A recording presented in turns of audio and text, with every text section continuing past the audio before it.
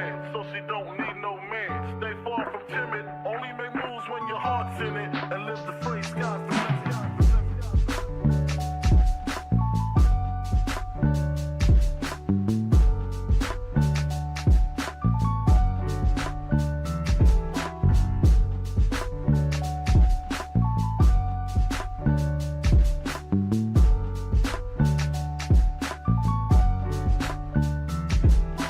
Never been as broke as me. I like that. When I was young, I had 2 pair of leaves. Besides that, the pinstripes and the gray.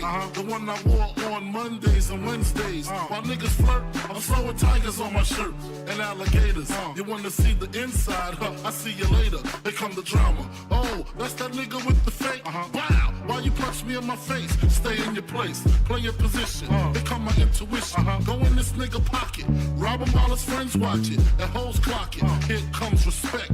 His crew's your crew, or they might be next. Look at they man, big man, they never try, so we roll with them. I stole with them, I mean loyalty. Niggas bought me milks at lunch, the milks with chocolate, the cookies, butter crunch, 88.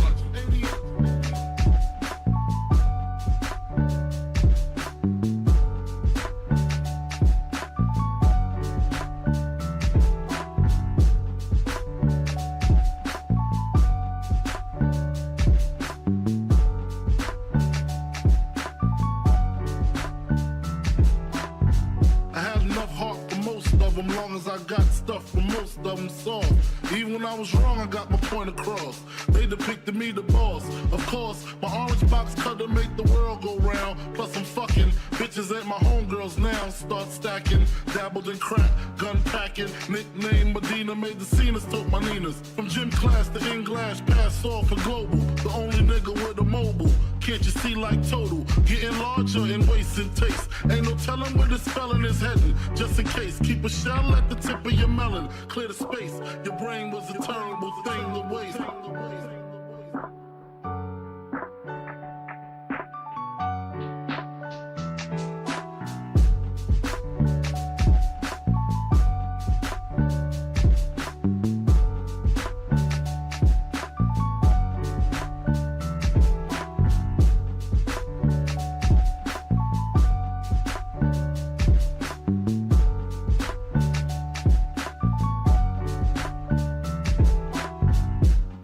Realizing to master enterprise, and I ain't have to be in school by 10. I then began to encounter with my counterparts on how to burn the block apart. Break it down into sections. Drugs by these selections. Some use pipes, others use injections. Syringe sold separately. Frank the deputy, quick to grab my Smith & Wesson like my dick was missing. To protect my position, my corner, my layer. While we out here, say the hustler's prayer. If the game shakes me or breaks me, I hope it makes me a better man. Take a better stand. Put money in my mom's hand. Get my daughter this college plan, so she don't need no man. Stay far from timid. Only make moves when your heart's in it, and live the phrase sky's the limit. Motherfucker.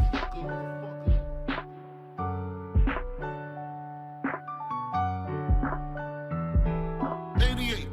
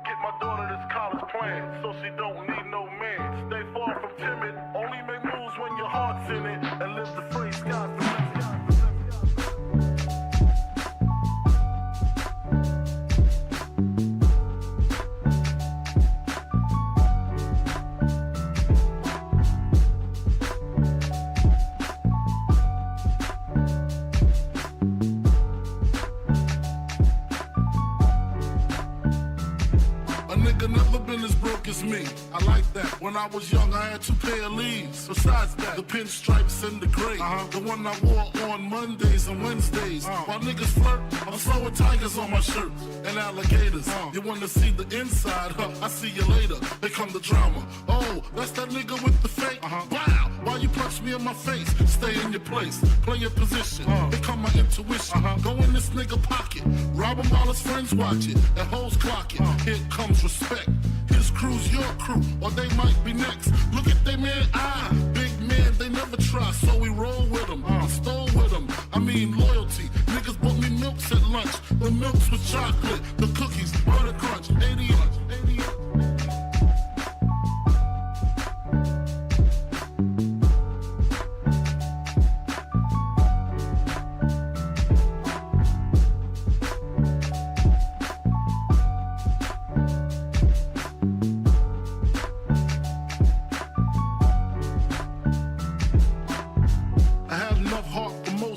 long as I got stuff from most of them soft.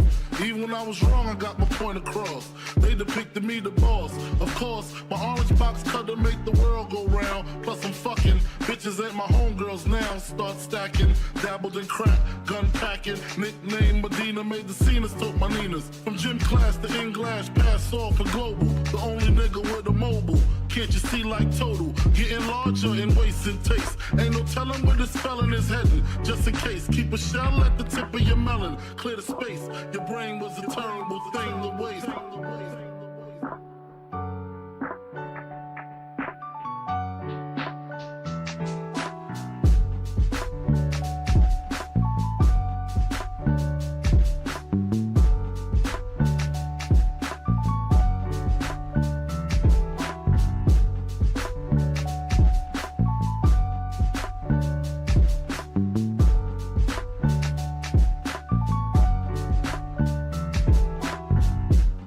Realizing to master enterprise, and I ain't have to be in school by 10. I then began to encounter with my counterparts on how to burn the block apart. Break it down into sections. Drugs by these selections. Some use pipes, others use injections. Syringe sold separately. Frank the deputy, quick to grab my Smith & Wesson like my dick was missing. To protect my position, my corner, my layer. While we out here, say the hustler's prayer. If the game shakes me or breaks me, I hope it makes me a better man. Take a better stand. Put money in my mom's hand. Get my daughter this college plan, so she don't need no man. Stay far from timid. Only make moves when your heart's in it. And live the phrase, sky's the limit. Motherfucker.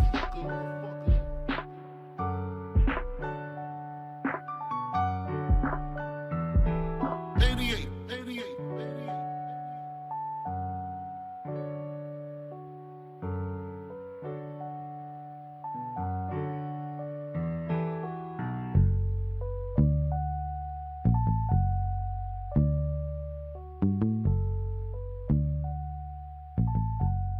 And live the phrase, sky's the limit.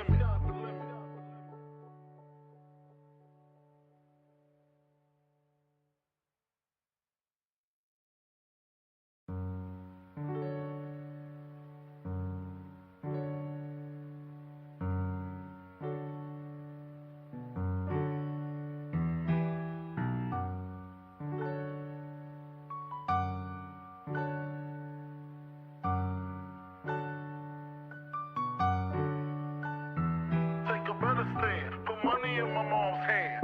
Get my daughter this college plan, so she don't need no man. Stay far from timid. Only make moves when your heart's in it. And live the phrase, sky's the limit.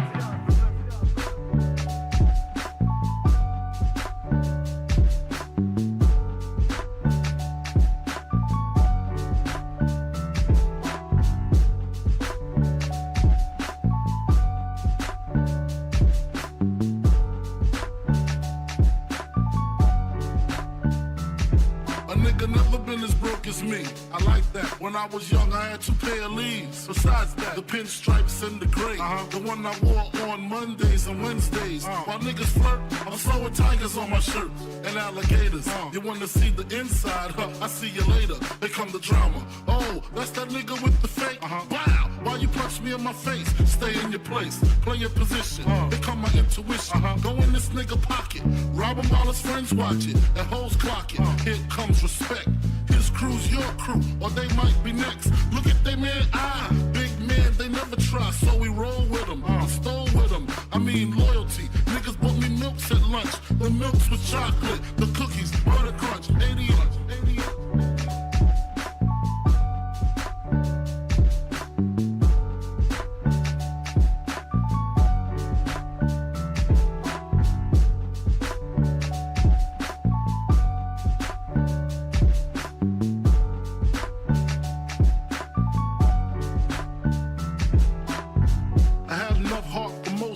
long as I got stuff for most of them solved. Even when I was wrong, I got my point across. They depicted me the boss, of course. God damn. Man, goddamn is right. Goddamn is right, man. Goddamn is right. How is everybody doing, man? What is going on today on this fine Friday evening? This is July 5th, man.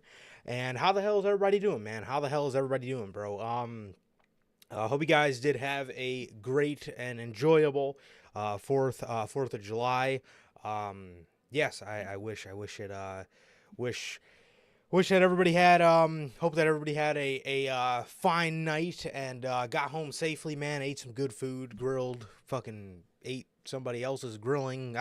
Whatever you guys do, I don't know. Whatever you guys do, whatever you guys got going on, bro. Hope everybody did have a very, very good night, man, on your 4th of July, bro. So yes, hope it went great for everybody. And yeah, man. So yes, well, it is the day after, and it is the day after, man, and it is July the 5th.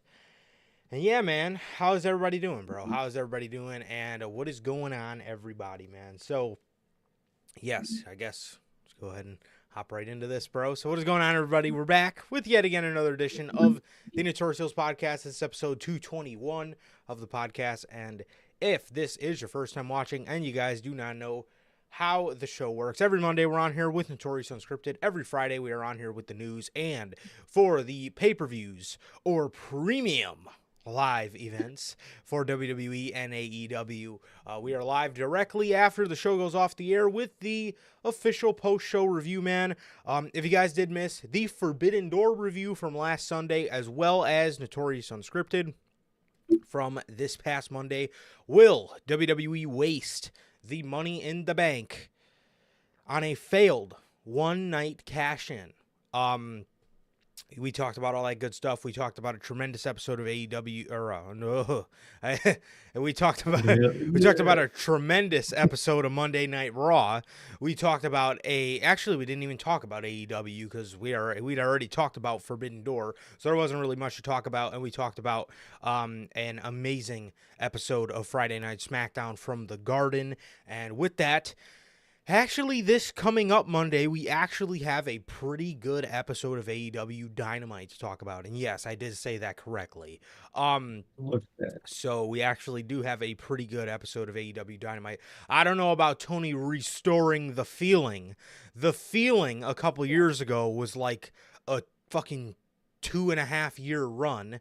I don't know if 1 week can say, you restored the feeling, but you're stepping in the right direction. And I was very pleased with the show that they had. I thought it was a great show. I thought everything had purpose. I also think they had the Owen. I think they had the Owen to get them through and make the show meaningful. Because once the Owen goes away, all the Owen matches we've seen on the show will probably just be replaced with like random Dynamite matches that Tony Khan books by the beat of his own drum. And but nonetheless, you still can't take away that it was a great show. It was a fantastic show on Wednesday. But yes, if you guys did miss that episode of Unscripted, that's available for you guys on all platforms. That's Anchor, Spotify, Google Podcasts, Apple Podcasts. And if you wanted to see it first, join us right here Monday for Unscripted, Friday for the news at 4 p.m. Central, and for the pay-per-views for both the WWE and AEW, man. So with that, man, if this is your first time watching and you guys have not got a chance to pick up some of the official Notorious Heels podcast merchandise, you guys can now find this live on the merch shop.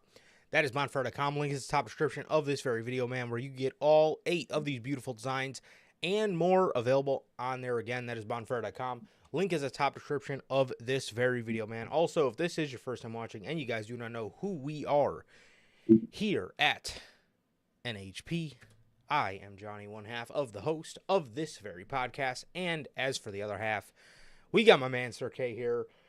How the hell are you, bro? How was your 4th, man? I'm doing good, man. Doing good. My 4th was great, man. Just hung out with the family, man. Classic 4th of July. Saw some fireworks. Ate some good did you? food, and just enjoyed the day, man. It was a good day. Yeah, my 4th was good, man. My week has been good, and can't wait for this weekend, man. I can't wait for tomorrow. I'm excited as fuck, dude. I can't wait. But like Durante always asks, how's life? How's the family? Life's good. The family's good. How is everybody doing in the live chat? Logan, Bell, Call of Zombies.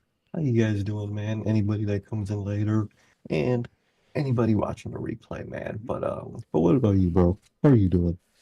Man, I'm doing good, bro. I'm doing good, man. I'm doing good. Nothing too much, man. Nothing too much going on. Had a pretty good 4th yesterday, man. Just went over by my mom's house, grilled a little bit, and watched fireworks and chatted up until the wee hours of the next morning. So, yeah, it was very nice, very nice. Always a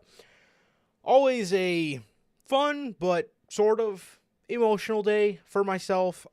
Yesterday was my grandfather's birthday, and it's been 10 years since he's passed on. So always a bit of a, we used to always go up to Lake Geneva, Wisconsin every year for his birthday. So yeah, just a very, very special day for me, and it's just a day that I take to enjoy, and it's a day I also take to just celebrate him.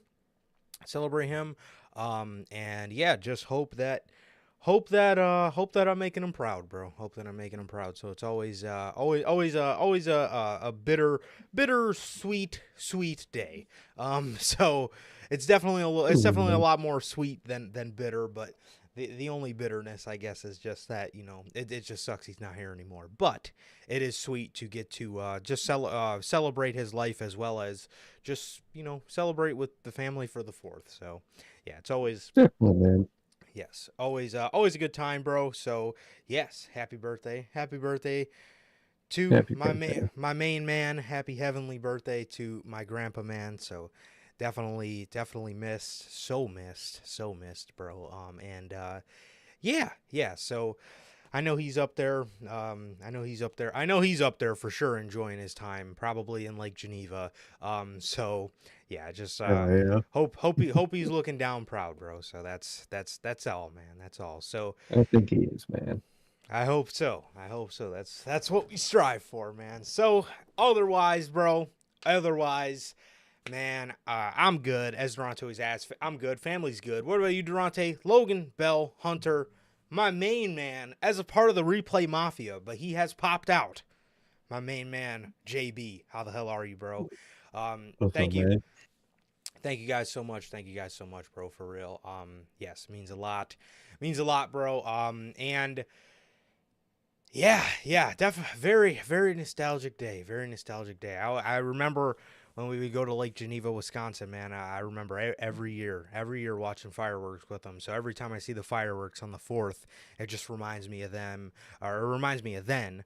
And one year I definitely got to go for the 4th. I think that would be very cool. I think that would be a very cool Definitely. full circle moment, but I definitely want to do it. And maybe as I get older, I'll be able to make that maybe an annual thing every year once I have kids and all that stuff. Maybe that could be a fun tradition for them, because that was a fun tradition for me. And obviously ever since then, ever since 2013, we haven't went. So but it was always a fun time, man. It was always a fun time, and I'll always remember those trips, bro. So Yes, miss him dearly, man. Miss him dearly. But thank you, JB. I really appreciate that, man. And yes, it seems like everybody did enjoy themselves, bro. It seems like everybody did enjoy themselves. But, man, yeah, we got a lot of news to talk about, bro. We got a lot of news. Obviously, we're going to end you guys with the Money in the Bank predictions. We're going to end you guys with the Money in the Bank predictions, bro. We got a lot of good news here today on today's episode, man. WWE filing for trademarks for certain pay-per-view names. Asuka and her injury.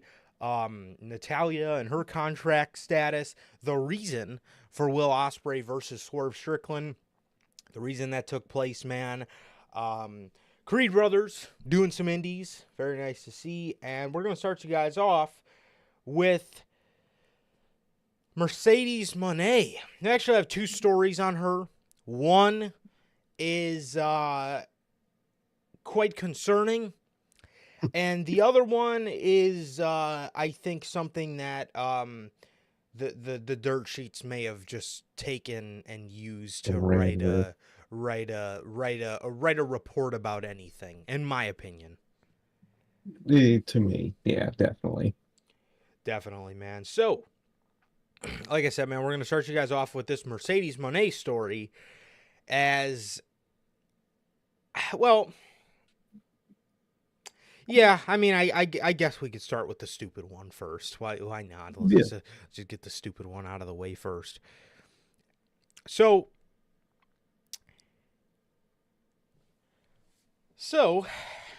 Mercedes,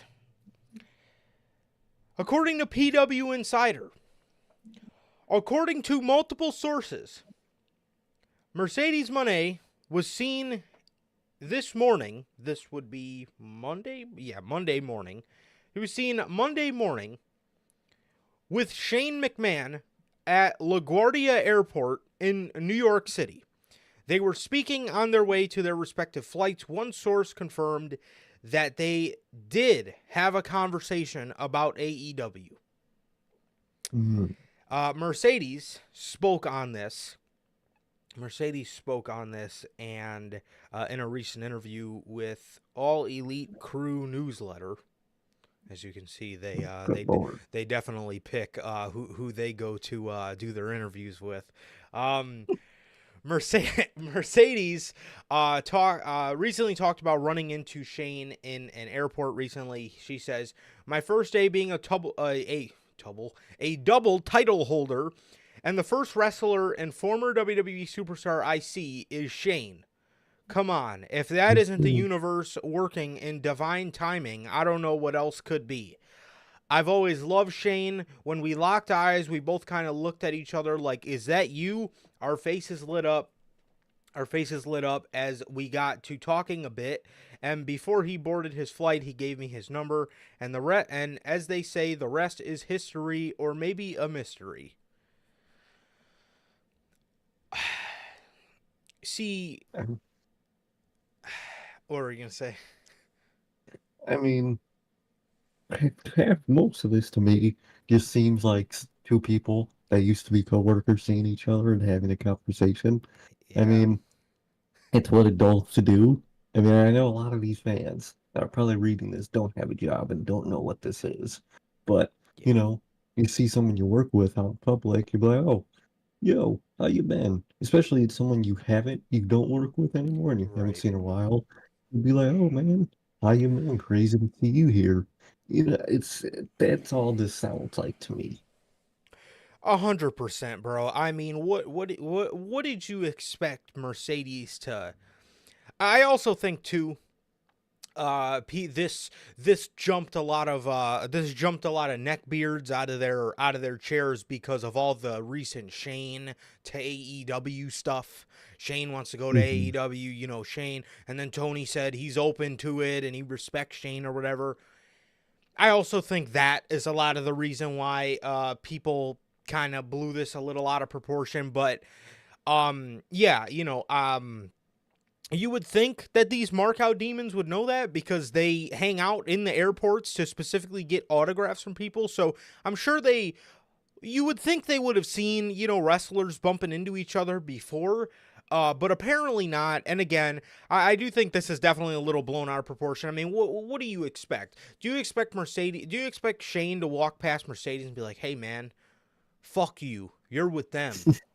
Like what? You're with those guys. Like Like, you're a McMahon, dude. You're WWE. Fuck you. I'm not. I'm not with that shit. I'm with AEW, man. I mean, I know that's what some of these markout demons probably want, but that's not the reality of the situation, bro. The reality of the situation, as Mercedes says, now she does kind of work a little bit at the end of it when she says it's the rest is history or a mystery or whatever. For the love of fucking God, Tony, please, please. And he's gonna do I that. genuinely think over time, I think he will. I think he'll cave, and I think he'll need something that is a level of. I think he'll need something that's just maybe not, because then again, I mean, he did not cave for Goldberg, but He did. I do think there was a lot of components into. I do think there was a lot of components into Goldberg. And he was like Not. selfishness and shit. Yeah. So the thing about Shane, though, Shane sort of has. I mean, bro, the last time we heard about the last time Shane was wrestling, and I mean, before WrestleMania 39, of course, the goated match against him and the Miz, where Shane still had it. And then everything crashed and burned from there. Legendary moment. Other, One of my favorite WrestleMania moments. oh, dude, it was, bro, what a WrestleMania So moment. exciting. They always talk about the WrestleMania moments, man, and boy, was that one. It really was. Dude, oh, it was great. Shane But still got it as his fucking leg is just touring. It's so great. jeez, Great. bro, couldn't have happened at any more perfect timing. But Shane. This man Shane was trying to book himself to win the 2022 Royal Rumble. So that kind of scares me in terms of what exactly Shane could be, what exactly Shane could do to AEW. And maybe Tony ultimately decides, that he doesn't, want to trust Shane, or he doesn't want to bring him in, similar to how he did Goldberg. He did not cave for Goldberg, and I really thought he was going to cave for Goldberg, But then again, Goldberg is one of these guys that not only he's selfish, but he constantly does interviews and digs his hole even deeper in terms of just in terms of what was he doing on that one interview, man? He was talking about oh yeah, some Japanese girl broke my streak and her name's Asuka. Bro, first of all, Asuka could fucking wrestle circles around Goldberg. So if there was anybody perfect to beat the streak, then it and actually Asuka did that streak while wrestling actual matches, not fucking 90-second squashes. And second of Exactly. all, you know her fucking name, bro. Don't come out here trying to downplay her, talking about Asuka as if she's some random butt fuck woman's wrestler that nobody's ever fucking heard of. Like, bro, cut the shit. But Shane for the most part, he doesn't really do much interviews. He kind of just stays quiet, goes about his life, lives his life, and does his thing. So maybe it's all up in the air. If Tony gets desperate enough, I could absolutely see him caving for sure. But it's just something that I don't think is a good idea. No, I don't think it is, and I don't know if he'll cave. I could see it, but I don't think it'll be anytime soon, at least. Yeah, hopefully, man. Hopefully.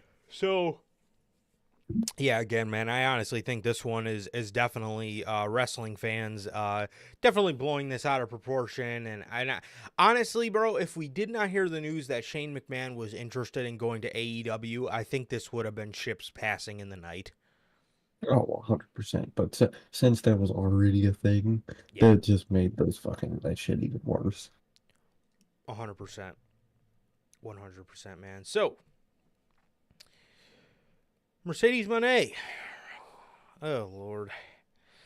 Mercedes Moné tells TMZ she has creative control in AEW. She said this. I got this. I think just every single week you gotta watch. Yeah, right. It's a funny Really? one. Here's toward feeling. Man. I got this. I think just every single week you gotta watch. Yes, I have creative control, but I work with Tony very closely, so it's a great combo.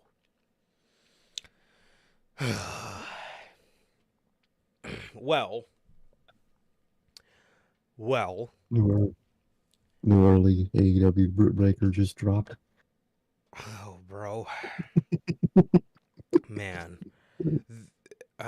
this, see, this kind of stuff.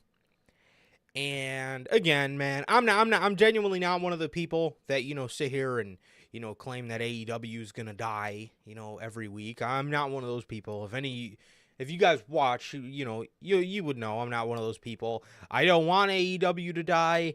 I never wanted AEW to die. I don't think they're going to die. I'm not one of those people, bro. But this kind of stuff is, setting up the blueprint, and you seen the shit with WCW. You did. You seen them give so many people creative control, and you look at, I mean, bro, you guys see the fucking Hulk Hogan memes. That goes that absolutely does nothing good for the company, because sure, maybe you give creative control to somebody and they don't abuse it. But the more people you give creative control to, you're eventually going to fucking come across somebody. You're eventually going to come across somebody that is going to absolutely abuse the fuck out of creative control. Is Mercedes going to abuse it? Maybe, maybe not. We've already seen her win 2 championships. That's the thing that's kind of concerning. We're hearing about this right after she just beat Willow for the TBS championship, and then immediately went on to beat Stephanie Vacker for the New Japan Strong Women's Championship. So that's the thing that's kind of concerning when it's time to put people, because a lot of people like to, say, Becky Hogan this, Becky Balea. At the end of the day, bro, Becky has always put people over.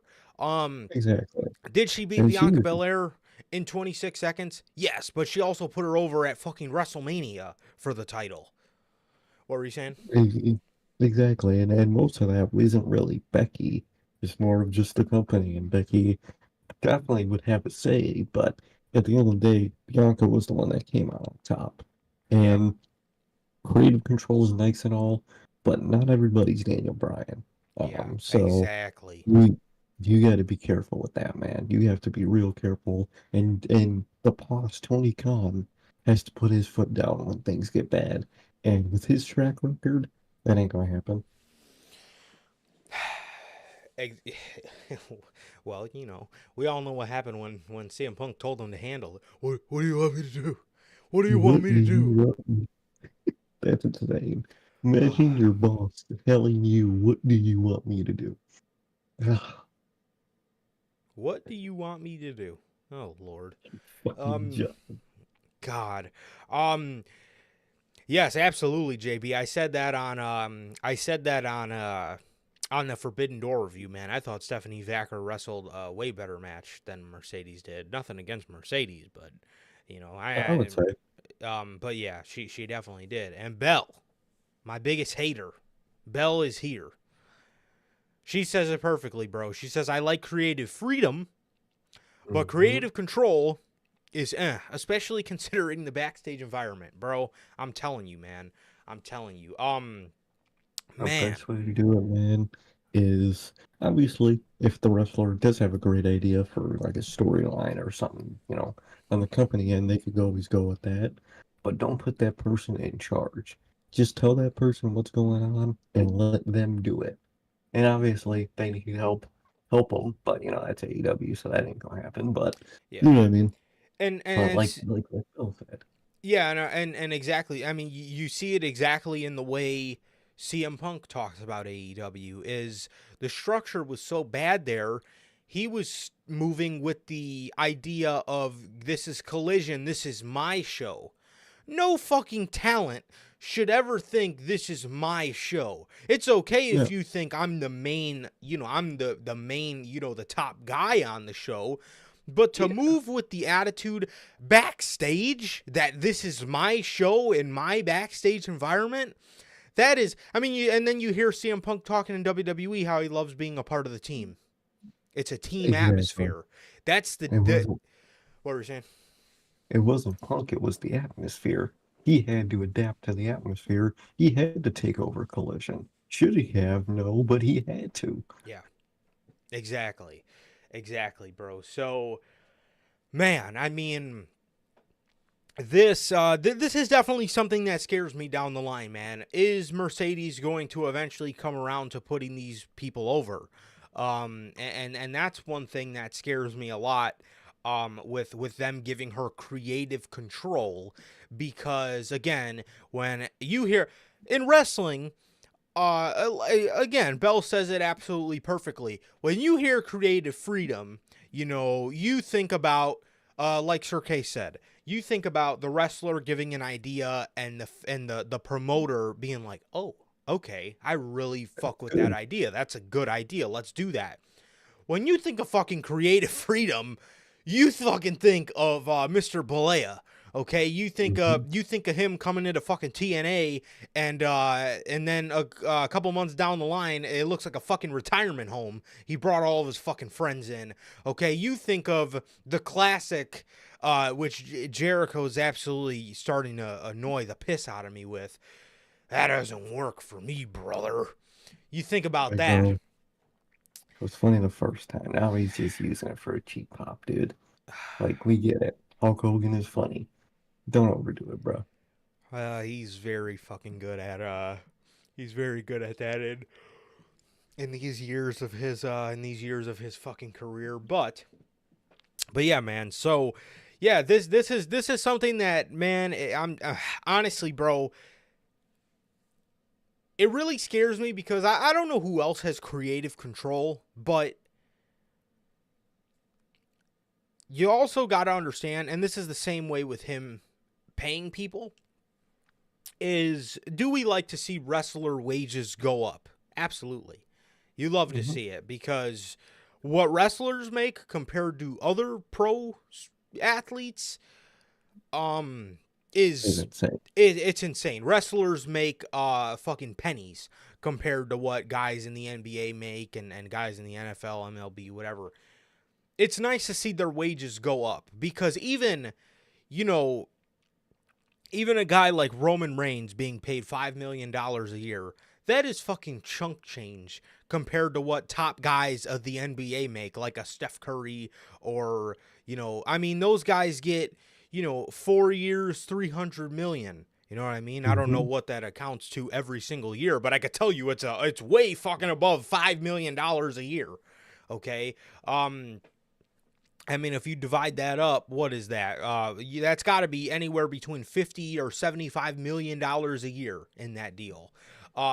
So it's very nice to see the wages go up. It is, but well, that's a good point too. With Tony, he he It's not obviously about. doesn't make as much as the NBA or the NFL. But what scares me with that is the more people that come in, they're going to want to be paid accordingly to that as well. And the same thing goes for creative control. How many more people that you sign are going to say, well, Mercedes has creative control, so now I want creative control? And then how long before that turns around to the whole fucking everybody on the fucking show's got creative control and nobody wants to fucking lose or do anything.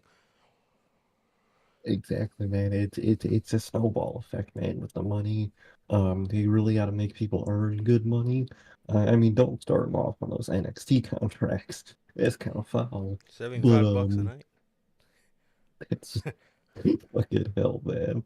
But don't let them get too cocky, man, because I think that's what'll happen to a lot of people in AEW. They got too cocky. and for what they're getting paid and whatnot. And at the end of the day, you have to earn what you make. And Tony really doesn't know that. I mean, shocking, coming from the son of a billionaire, doesn't really know how to earn what you make. Yeah. But it's a system that's going to bite him in the ass.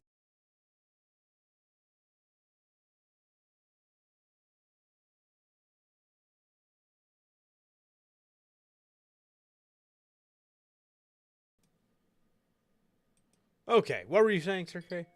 It's a system that's gonna Uh, bite him in his ass. yeah, and that was actually the end of it. But yeah, it's a system that's going to bite him in the ass again for the second time. 100%, man. 100%. And yeah, it's again, man. It's definitely something that is very concerning, especially with his track record of not being able to put his foot down. But yeah, man. I don't know. You're again, like you said, you're not always going to get people like Will Ospreay or a Brian Danielson who are willing to do the right thing for the company, man. And eventually, you're going to get people in there, especially if the talent starts to feel like the company's dying. They're not going to want to put the company fucking first. They're going to want to put themselves first because they know the company's dying. Now, again, I'm not saying the Mhm. company's dying, but I'm saying if we were to ever get to that point, now everybody's got creative control. Your backstage atmosphere is shit because all your talent thinks your company's dying, and then what? So it's very concerning. It's very concerning to see, and I hope, I really hope, man, that at least if he does give people creative control, man, he's able to put his foot down. Now, will he be able to? Probably not, Probably not, but we'll see how it goes this time. for sure, man. So yeah, that is the news on Mercedes uh, getting creative control in AEW, as well as meeting up with one Shane McMahon. So,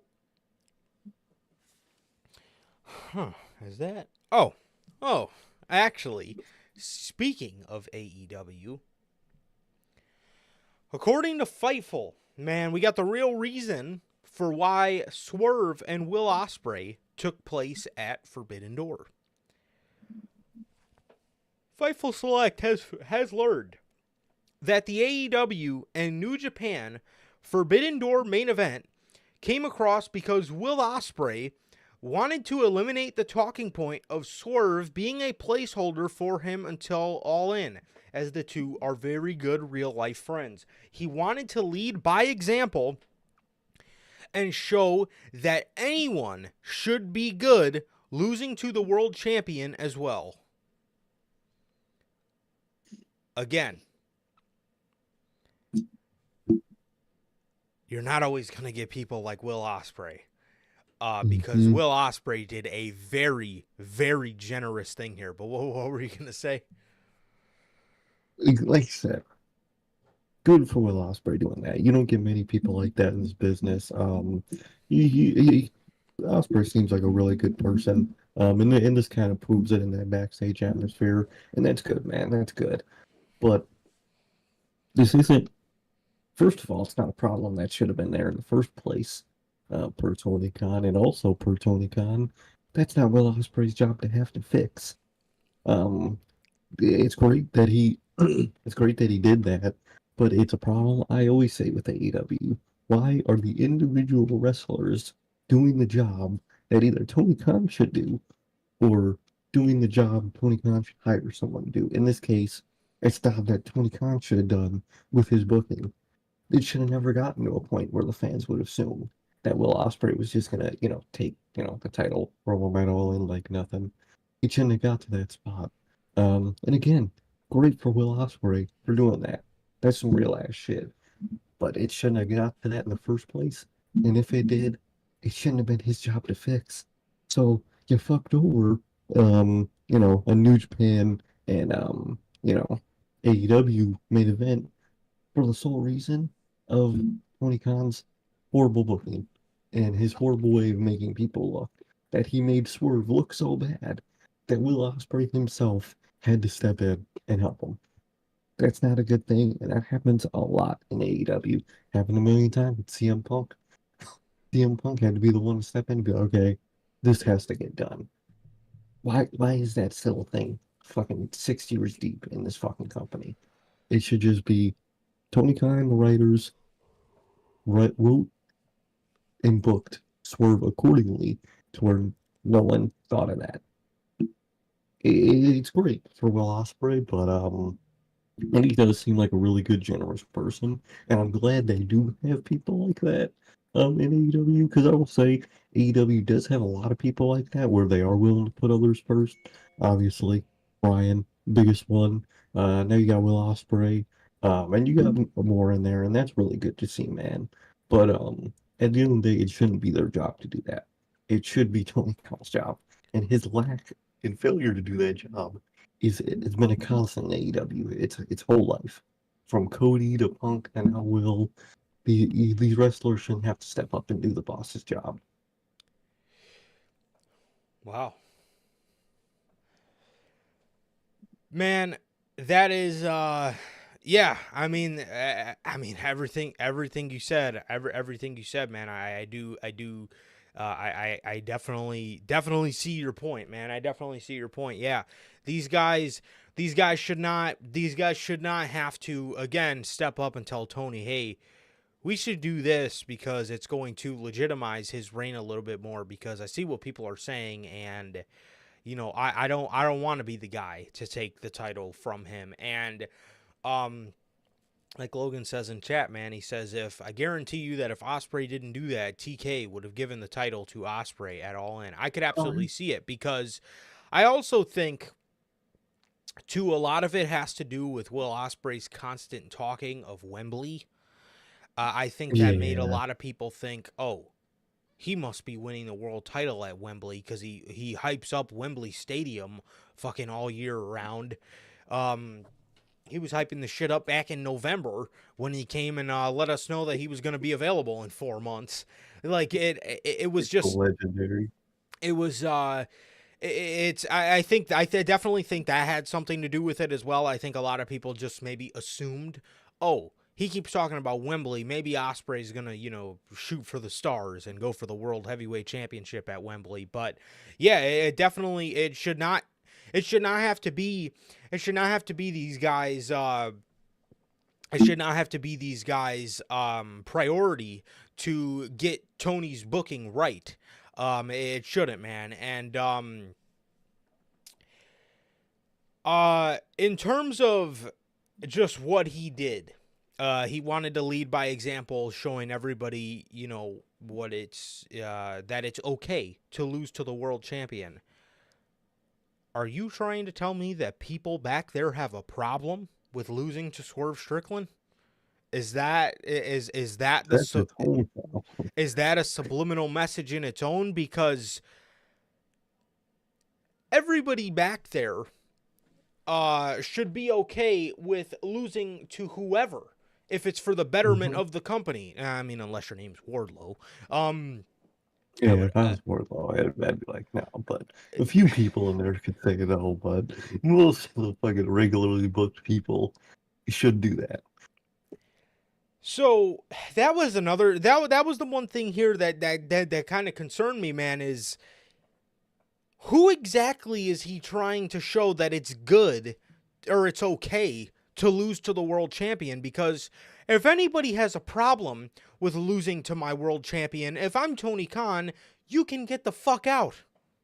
Yeah, that's my world champion. He is the head of the company right now because he is the world champion. The only person that's gonna beat him is the person that's gonna beat him for the title. So anybody else, boo hoo, you take your L and you move on. What the fuck? Yeah. Yeah. 100%, man, 100%. And it's very concerning as to what Tony Khan was going to and also I just want to say Will Ospreay doing this absolutely saved Forbidden Door because I don't know anybody. Now, of course, it doesn't go with the concept, but I don't know anybody that cared to see Swerve Strickland versus Hiroki Goto in the main event of Forbidden Door, or or Swerve Strickland versus Mystico in the main event of Forbidden Door. So Will Ospreay not only killed two birds with one stone, he did Tony's job twice. He saved Forbidden Door in terms of adding something with any sort of fucking intrigue to the card. And the reason that added intrigue is because we didn't know what Tony Khan was going to do. And the reason that added intrigue is because of the talking point of Swerve being a placeholder for Will Ospreay until Wembley. And it definitely goes to show, bro. And then the other thing that Will Ospreay did that was also Tony Khan's job was adding legitimacy and a little bit of and adding credibility to Swerve Strickland's title reign. Yeah, exactly. So yeah, like Sir K said, man, it's definitely something that is not.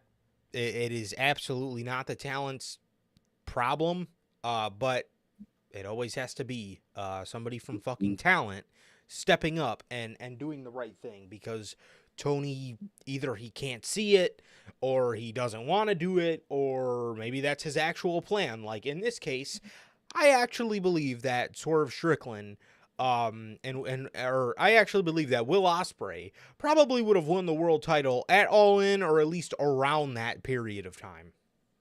Oh, 100%. Tony Khan would have battled out. He wouldn't have thought twice. It's what he would have wanted to do, so he would have just did it. What does that sound like? And also, too, the fact that Swerve... Yeah, seriously. And the fact that Ospreay had to do this, it just really goes to show that the overprotective booking in AEW is a problem. And what made the feud with Ospreay and Swerve very good for the couple weeks that they did promos and back and forth and whatnot was the fact that it was two big stars in the fucking company that were going up against each other. Because again, if Swerve would have been out there against Tanahashi, nobody would have given a fuck. Nobody would have given a fuck and a half to see Swerve Strickland out there building to a Forbidden Door match against Hiroshi Tanahashi.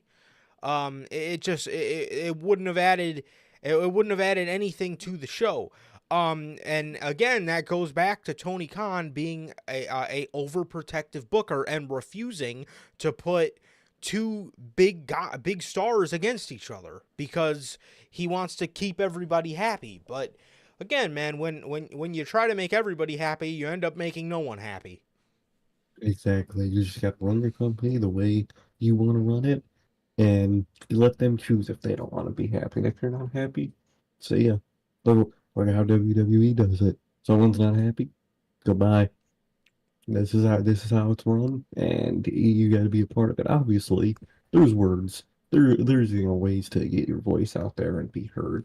But at the end of the day, we're gonna do what we're gonna do, and that's how it is, man. And Tony Khan really needs to adopt that philosophy, even though he does it in his own weird Vince McMahon way, but he doesn't at the same time.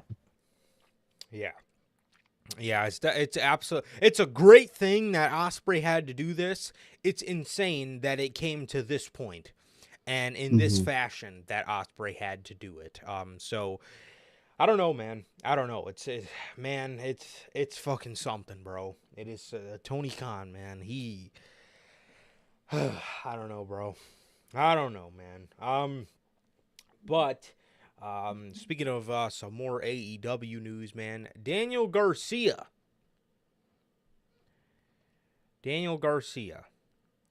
According to Fightful, Daniel Garcia's AEW contract was set to expire in the fall of 2024, at least, of earlier this year, according to sources familiar with the situation. However, one top AEW name said they don't believe he's going anywhere, and even think he has resigned.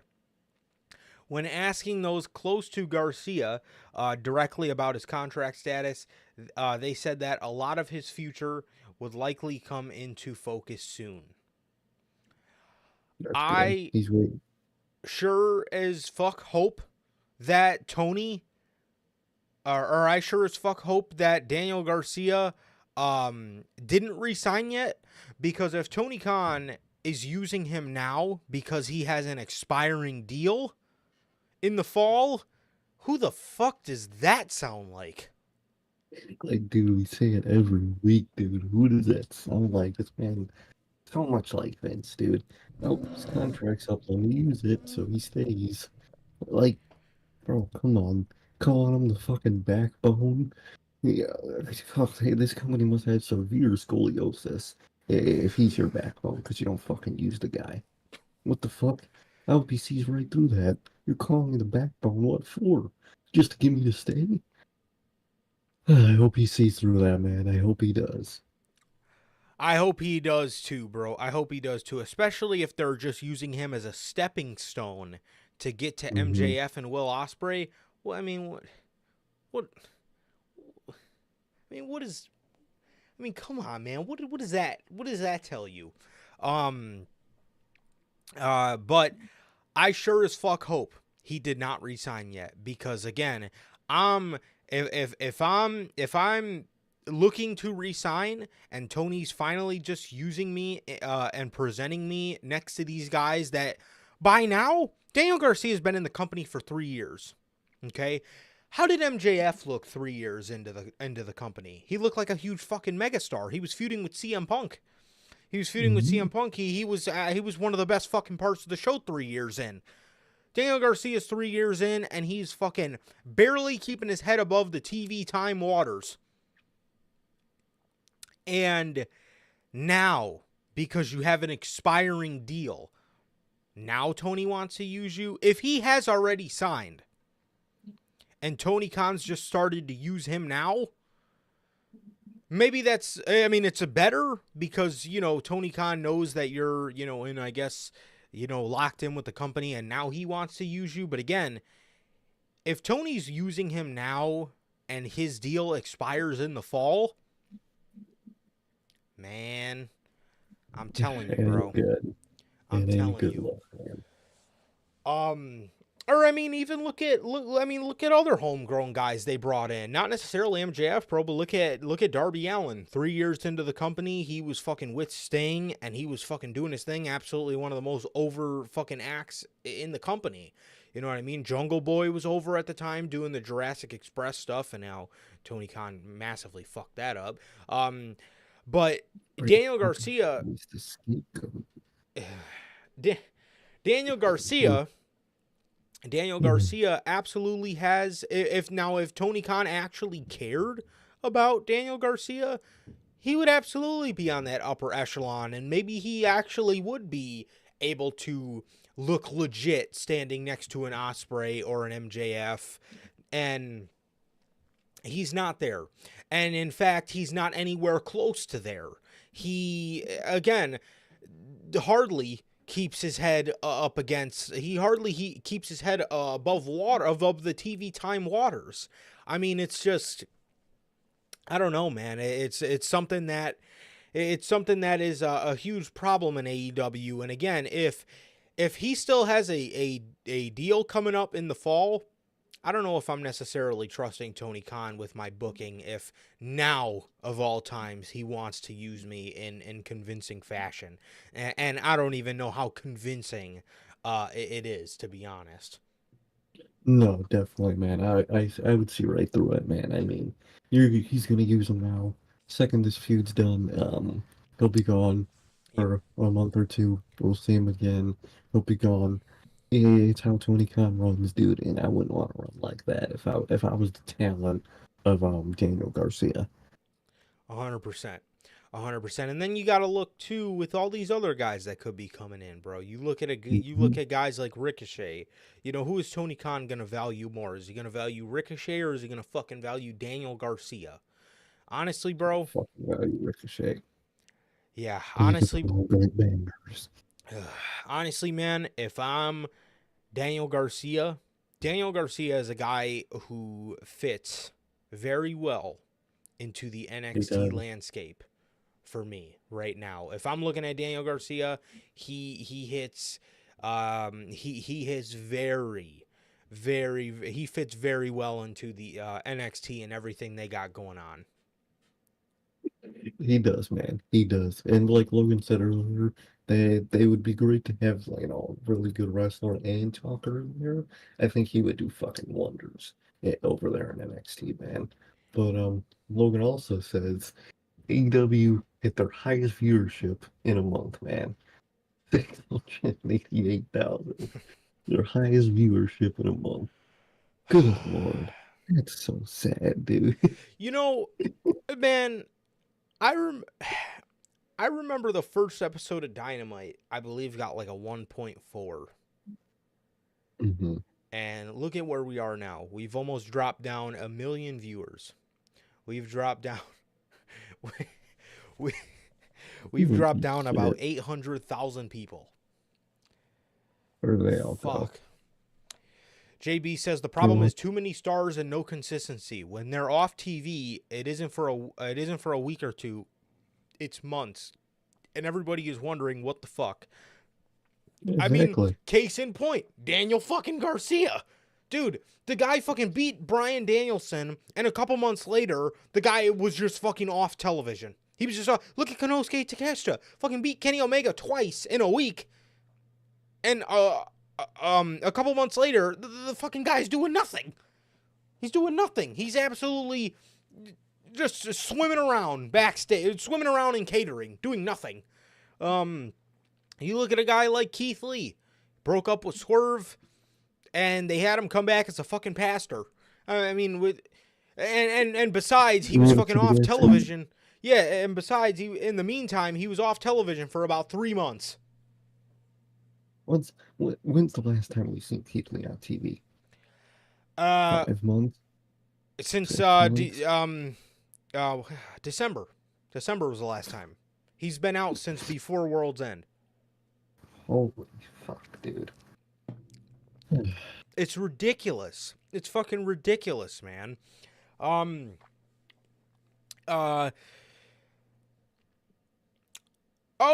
and then that's the best part. When he did come back, he made his fucking long-awaited 3-month return on Rampage. Are you fucking serious?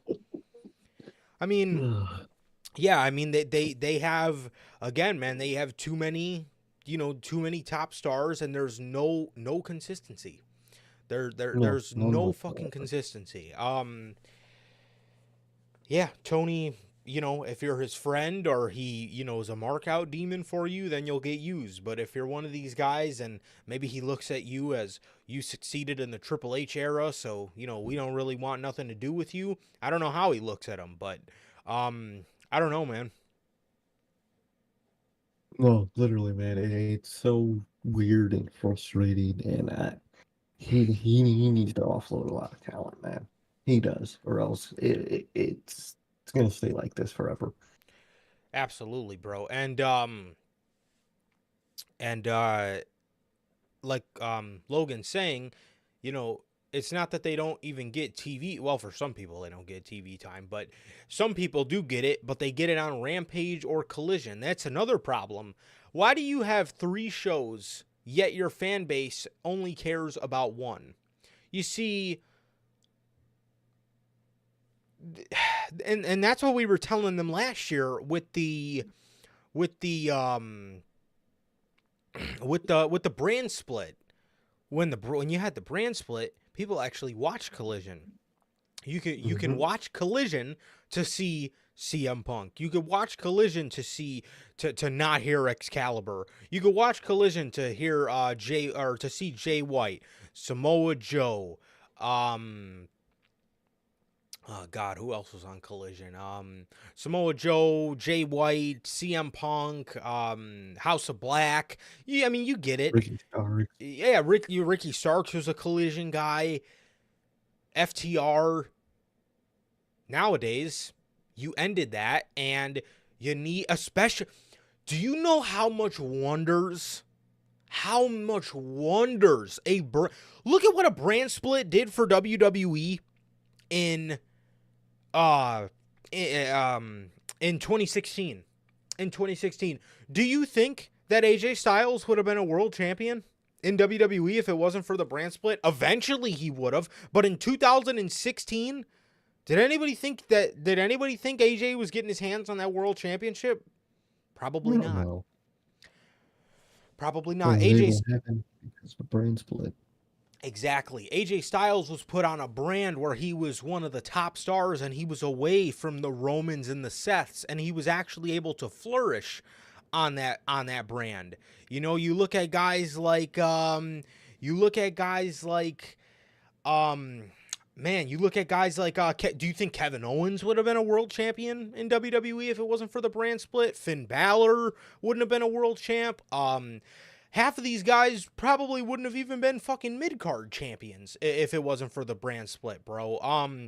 I mean, or maybe they would have, but it would have been, you know, severely down the line or whatever. But yeah, I mean, a lot of this stuff wouldn't have. Bray Wyatt probably would have never won the WWE championship if it wasn't for a brand split, because Vince had his fucking head shoved so far up Roman Reigns or Goldberg's ass at the time. You know, so it was just, man, I mean, it did wonders for them. It did wonders for them, and it did wonders for giving their roster more meaning in the terms of just maximizing everybody on the roster. And you look at AEW, you know, you can make a brand split and half the guys that aren't on television could be top guys on the other show, because again, with the and their their brand or their roster is so big. You cannot, and Tony refuses to fire people. You cannot tell me that would not help them. That's absolutely one of the biggest things that they need, is a hard, strict roster split. Oh, they want draft. They need it all, dude. Fucking separate all the titles, get rid of some, fucking create a second world, and you're good. You know, still got a lot of other backstage problems, but that's one of your biggest problems right there fixed.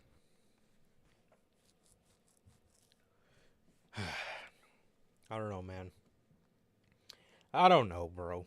But yeah, that is the news on Daniel Garcia, man. And if I'm him, boy, am I keeping a microscope under Tony Khan's booking.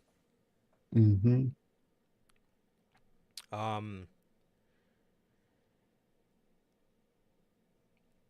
to Fightful, Ricochet's WWE contract has now officially expired as of July 1st. And he is expected to join All Elite Wrestling, as Fightful Select also did report yesterday.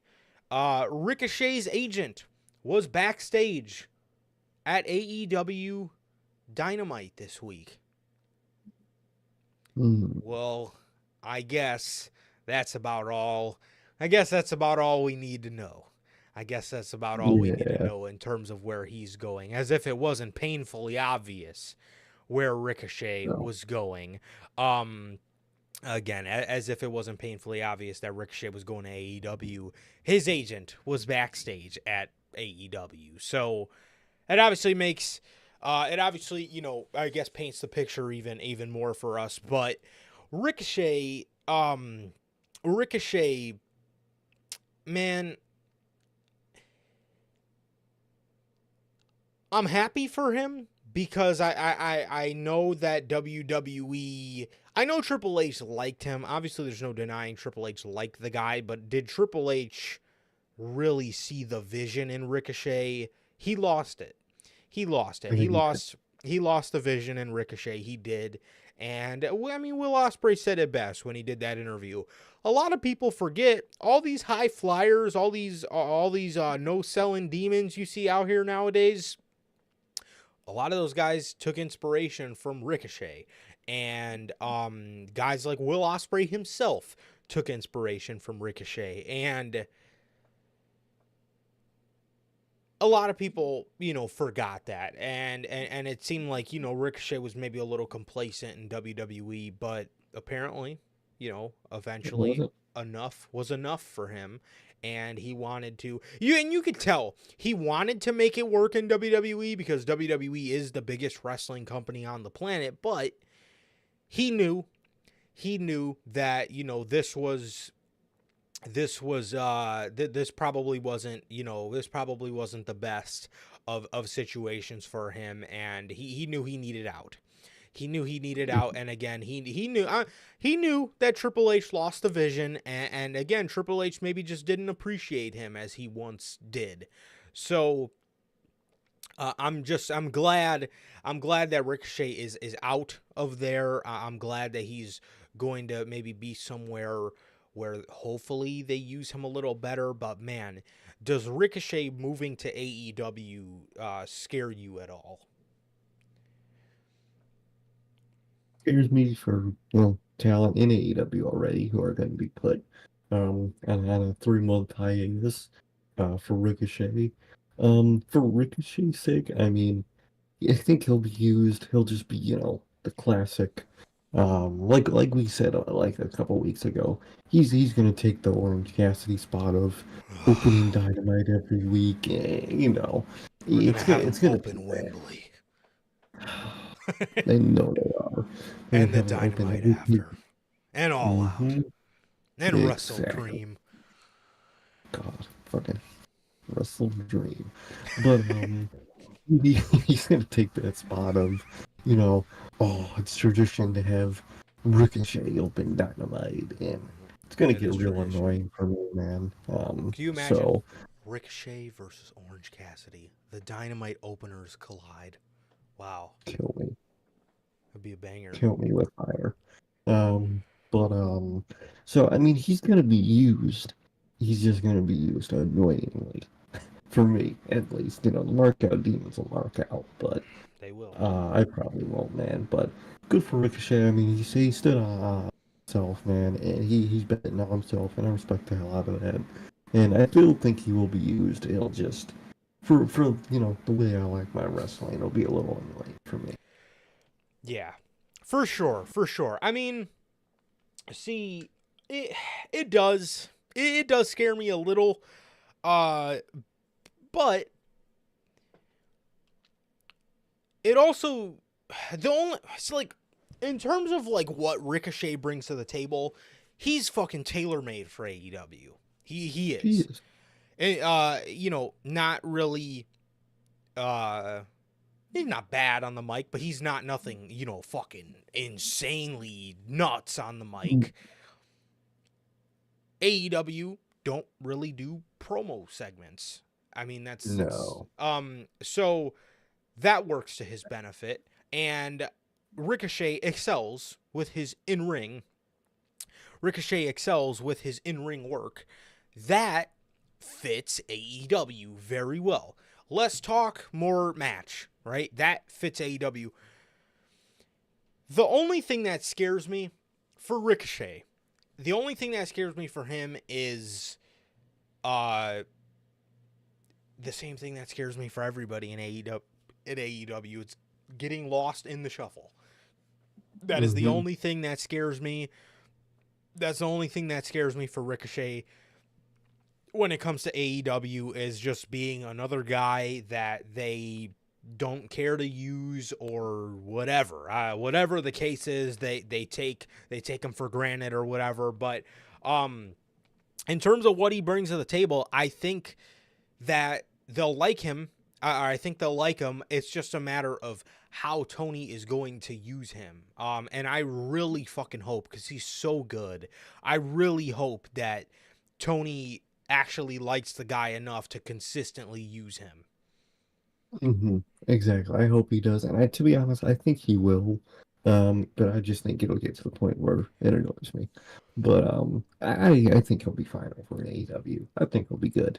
Definitely. And yeah, and as for the annoying half of it, man, I really hope that Tony doesn't just use this dude in terms of when I say use Ricochet, I mean actually use him and, put him in feuds against meaningful people, not just we're going to have Ricochet versus Penta El Zero Oscuro M Miedo. on this episode of Dynamite. And then the next week, Ricochet is going to be in a match against fucking Bishop Khan. And then the next week, Ricochet is going to face Mark Quinn. You know, like that's the stuff that scares me for Ricochet is the use and the getting lost in the shuffle enough to the point where people are like, dude, this guy is so great. Why don't you put this guy against fucking Jon Moxley? Why are you having this guy face Ray fucking Phoenix on episode of Dynamite? You know, why is, that's the thing that scares me about Ricochet is just him being that guy where it's just like, Ricochet's so good for the company, we could put him in anything and it'll be a banger. That's what scares me for Ricochet. Man, that's exactly what it's going to be. But Ricochet may see that as playing to his strengths because the guy likes to wrestle. You know, he's not really much of a talker, you know. No. So that's what scares me. You know, I feel like Ricochet himself will be happy. But in terms of just the general use of him, I'm very scared he's just going to be that nothing Dynamite match guy. And that really scares me. 100%. I think that's going to be the case.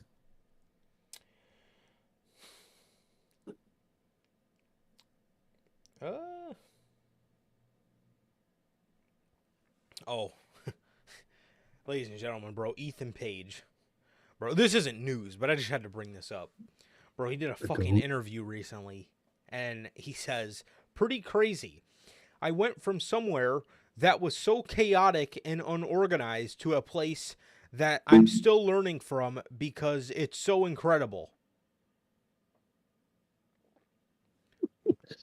Again, what did we, or who does that sound like? Bro, Vince was notorious for working in the chaotic and unorganized environments. He loved it. It's literally what people said when AEW first started and they went to AEW. Like, what the fuck, man? This happened. And that's the fucking best part. Like Bell says, he's not the first one to say that. There's been multiple people to come along and say, dude, we pull up to the arena, we don't know what the fuck we're doing for today. Like, dog. Yeah. You know, fucking AEW fans burning the bridge. No, he's not. Oh, yeah. Yeah, they're burning the bridge with the company. Dude, if CM Punk came back to fucking WWE, bro, if there's money to be made, somebody will sign you. If you're that good of a talent. I mean, come on, dude. Everybody was like, oh, don't sign Punk. Triple H, don't sign Punk. He's going to be detrimental to the company. And he's told nothing short of a fucking great story ever since he's been back. Been a great guy backstage, no fights. Locking himself in WWE headquarters. He loves being himself. He loves being there so much. Corey left and took AEW sanity with him. Dude, I'm telling you, man. He did, bro. He really seemed as the glue that, he really seemed as the glue that held fucking AEW together. The more time went on. So, yeah, man. Also, for AEW, we've gotten word that there is no plans to debut Camille, but they have started preparing graphics, as she's been signed to the company for months. Who? Camille. She's from NWA. Oh, shit, active. Yeah. No cool way.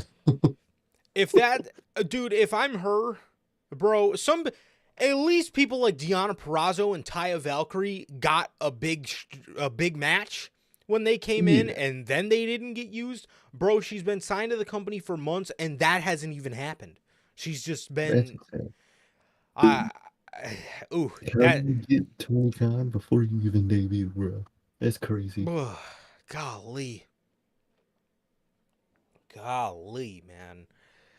Yeah, I hope she is good, man. I hope she is good. I kept seeing a lot of people on X say, I kept seeing a lot of people on Twitter say that they should use her in some sort of role for like Mercedes. I kept seeing people throw I kept seeing Mm, tweets seeing that she would be a good like a heater for Mercedes.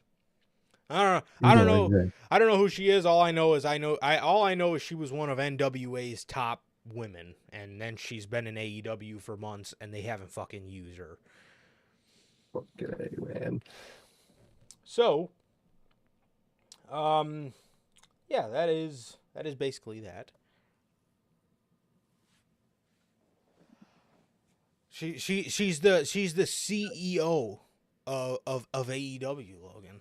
Yes, She's the CEO. Yeah. See, thought you making that until then. yeah. Fuck.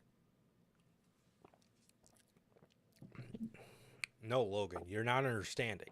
She's the CEO of AEW. There you go. There it is. Yeah, exactly. Put it in the theme song. Well, dude, I hate that song. I hate that chant so much. CM Punk's legacy in AEW ended in probably look in hindsight, probably one of the funniest. Oh, that shit's hilarious. Dude, he went out as a member of the Bloodline in AEW. Bro, belt around his shoulder, retired in AEW with the belt, throwing the one up after he just lunged at Tony Khan and told him, "You're a fucking clown, dork," or whatever he told him. I quit. And he walked out in front of 80,000 people, fucking beat Samoa Joe, and then and then and then hung out in the arena all day until they asked him to leave, and then he went to his hotel and ate chicken. Good, good man. And he never came back. His final entrance is the best entrance at All In. There was still fucking blood on his chest from the fight. Fucking goat. Goat, man. Just Good with that God. smug ass look on that face, dude. Fucking goated exit to AEW.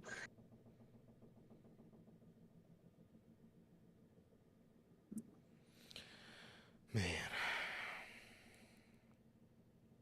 And you're part of the bloodline, man. Exactly. We are. Yeah, it's fucking CM Punk, bro. He went out in AEW as a member of the Bloodline, letting everybody know what the fuck's going to be happening in a couple months. He's going to WWE. Fucking goat. Yeah, absolutely hilarious. But moving on to some WWE news, I believe that is all we got for AEW. Moving on to some WWE news, man. We got what in the world?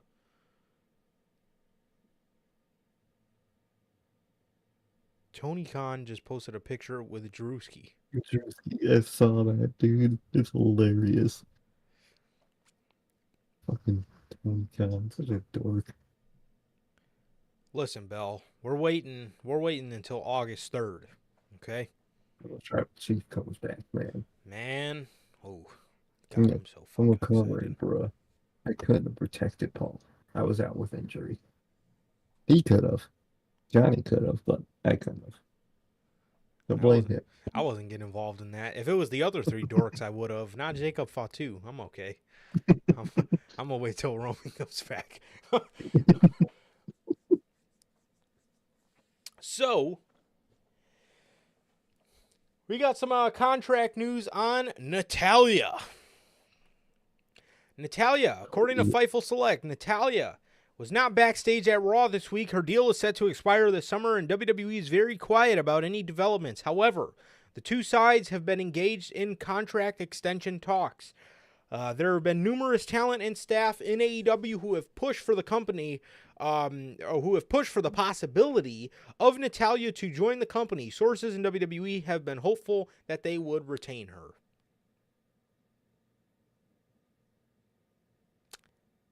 I feel like she's leaving. I could absolutely see her leaving. Natalya, similar to Ricochet, she's very good in the ring. not very good on the mic, in all honesty. She's not very good on the mic, and I think her talent would Oh, suit AEW very well. However, in AEW, she's going to end up just like Taya Valkyrie and just like Deonna Purrazzo. They're going to bring her in. They're going to make a big deal that she's, a great, wrestler, and she's a veteran in the business. And maybe that's what AEW does need a bit more veterans in the locker room. And they're going to say, she's a veteran in the business and she's going for the top prize and she's going to face, Tony Storm or whoever has the belt. She's going to fight for the championship. She's going to lose, and then we're never going to see her again. exactly, man. That's all it's gonna be, man. So if she wants to go do that, she could, but it's all it's gonna be over there, man. But I feel like she is. I feel like she would have resigned by now if she was staying, and I feel like she will be AEW bound. For sure. For sure. I could absolutely see that. Man. But wherever she goes, man, I'm sure she'll do fine for herself. And if she's not being used on television, I know Natalya will be a great force in that locker room backstage. I know she'll be great. Because, again, they need humble veterans back there. And I know Natty is that. So, Exactly. yeah, man. Also, the Creed brothers. It is announced that the Creed brothers are heading to GCW in Josh Barnett's Bloodsport, representing WWE. This is great, man. This is great. This is a tag team that obviously could use the experience and, putting them out there, having them represent WWE and GCW, man, I think is great stuff. And it's always great. It's just always great, man, to see. And again, I like how a lot of this Forbidden Door stuff we're seeing in WWE, none of the shit makes the main roster. They keep it low key, they keep it on NXT, or they send people to other promotions.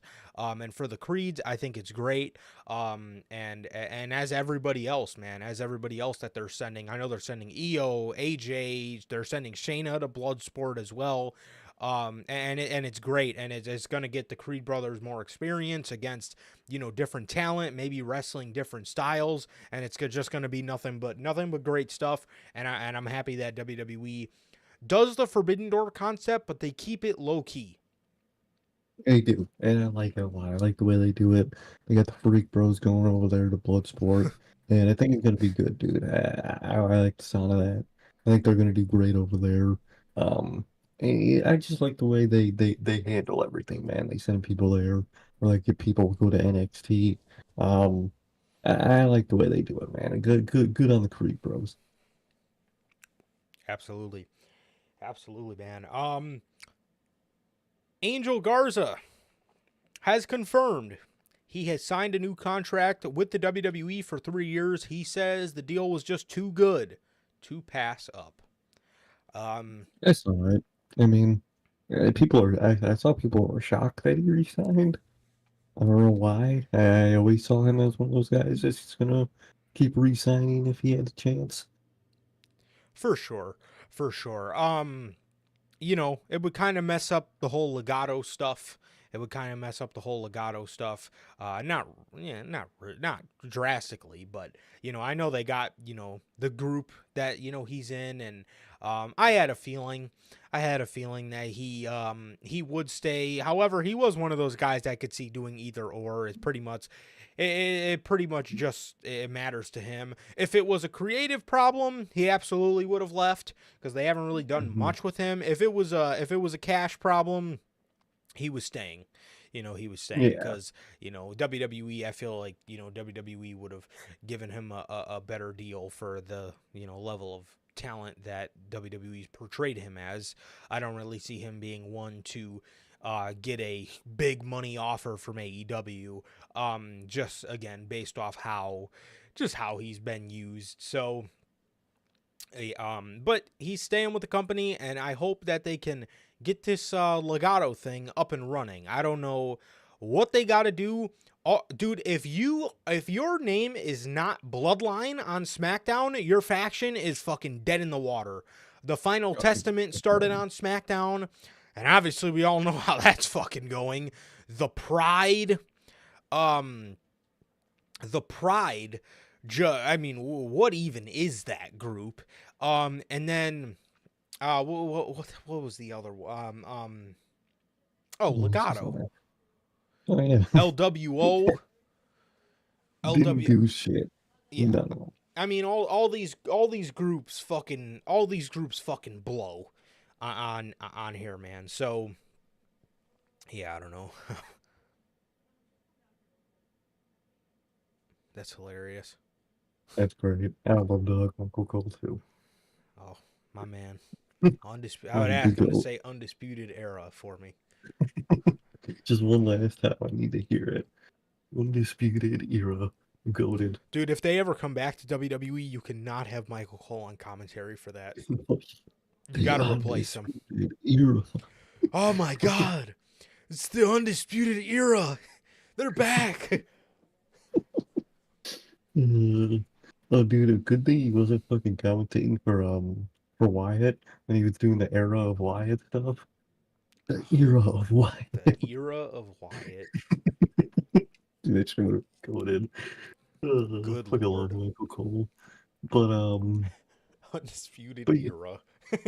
Come on, bro. Yeah, yeah, man, but dude, yeah, if they need to fix that action.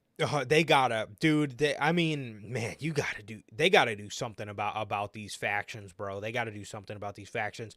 I'm Monday Night Raw. Not really the biggest Judgment Day guy, but I would be wrong to say that they haven't been booked good. Yeah, Um, yeah, man. at No, the yeah, but at the very least, they've been booked good. I can't say all of the members are good, but they as a group there you have go. been booked good. But I mean, and the Wyatt Six is, I mean, we're in the beginning stages of that, so time will tell, man. But specifically, man, on SmackDown, bro, if your group is on SmackDown, you are just fucked. I mean, from Oh, the yeah. jump. It also doesn't help. A lot of these groups would fit better as heels. You know what I mean? Mhm. It's like Legato. I mean, Legato are heels, but then again, who do they go up against? They don't have anybody to fucking go up against. And then you look at the Pride, they absolutely fit better as heels. They as baby faces is not it. They're just a bunch of happy guys just out there, dancing and, you know, doing whatever. And then obviously you got the Bloodline. They're, obviously, again, every faction on SmackDown seems to fail unless your name is the Bloodline. Exactly. It Yeah, runs around the bloodline at the end of the day. exactly. So it seems that for any of these other groups, you got a better chance of you got a better chance of paying off on Monday Night Raw. But yeah, even at that, the only group that's really had a successful run, I would say, is Judgment Day. I would say. And obviously they're about to break up, so the top faction on Raw is then going to be the Wyatt Six. Mm, So after that, even the other groups they have on the show, I mean, the LWO haven't gotten any fucking better. The Lame World Order, and yeah, I don't know, man. Yeah, what it's happens when Judgment interesting. Day breaks up, specifically tomorrow Yeah, night? Bell.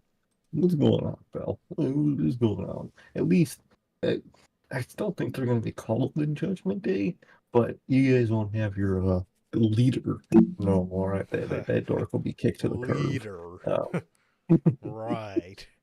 exactly. That dork will be kicked to the curb, man. So, but I feel like they're still going to be the Judgment Day at least for a little bit until I think eventually, sometime after Rhea comes back, it'll be the full breakup where most of them go their separate ways. Besides, like Finn and Donut, and yeah, I think we all see how it's going to go, man. Well, once you guys break up, man, I think it's time you come home. Okay? I think it's time. Come I on think to the it's time. I bloodline. think it's time you get away from those bums.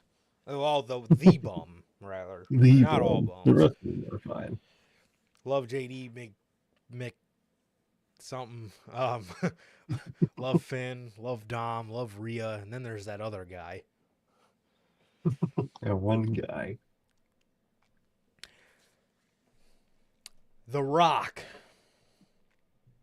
I just had to read this just so we could get a Rock glaze in here. Love it. The Rock has confirmed on the WrestleMania Behind the Curtain documentary. He says he made the decision to switch back to Cody versus Roman. Fucking Rock. Following the We Want Cody movement. Wow. This And guy's a hold hero. on. The man fucks up the match, puts himself in there. The fans don't hate it. So he's forced to fucking put. So the company is forced to put the match back together. And he says he did it to get something positive out of that. Fucking legendary. Dude, I'm going to be watching this over the weekend, and boy, am I fucking stoked to watch this. I just want to see this guy glazing the fuck out of himself for an hour. Dude, Rock is amazing, bro. This man is so fucking hilarious how delusional he is. He fucked it up himself, but he's taking credit for putting the match back together in the match that should have always been the plan in the first place. Love it. I know I fucked it up, but I fixed it, guys. Fucking Rock, bro. I love the guy. Listen, Bell. Listen. I told you. I would have intervened. I would have helped Wise Man, but I would have only did it if it was The Weeknd, MJF, and Camacho. Okay? However, oh, my bad. It's fucking Bell. She's probably fucking with my camera again. Hold on. All right, there I am. I'm back now, I think. Kind of. Hold on.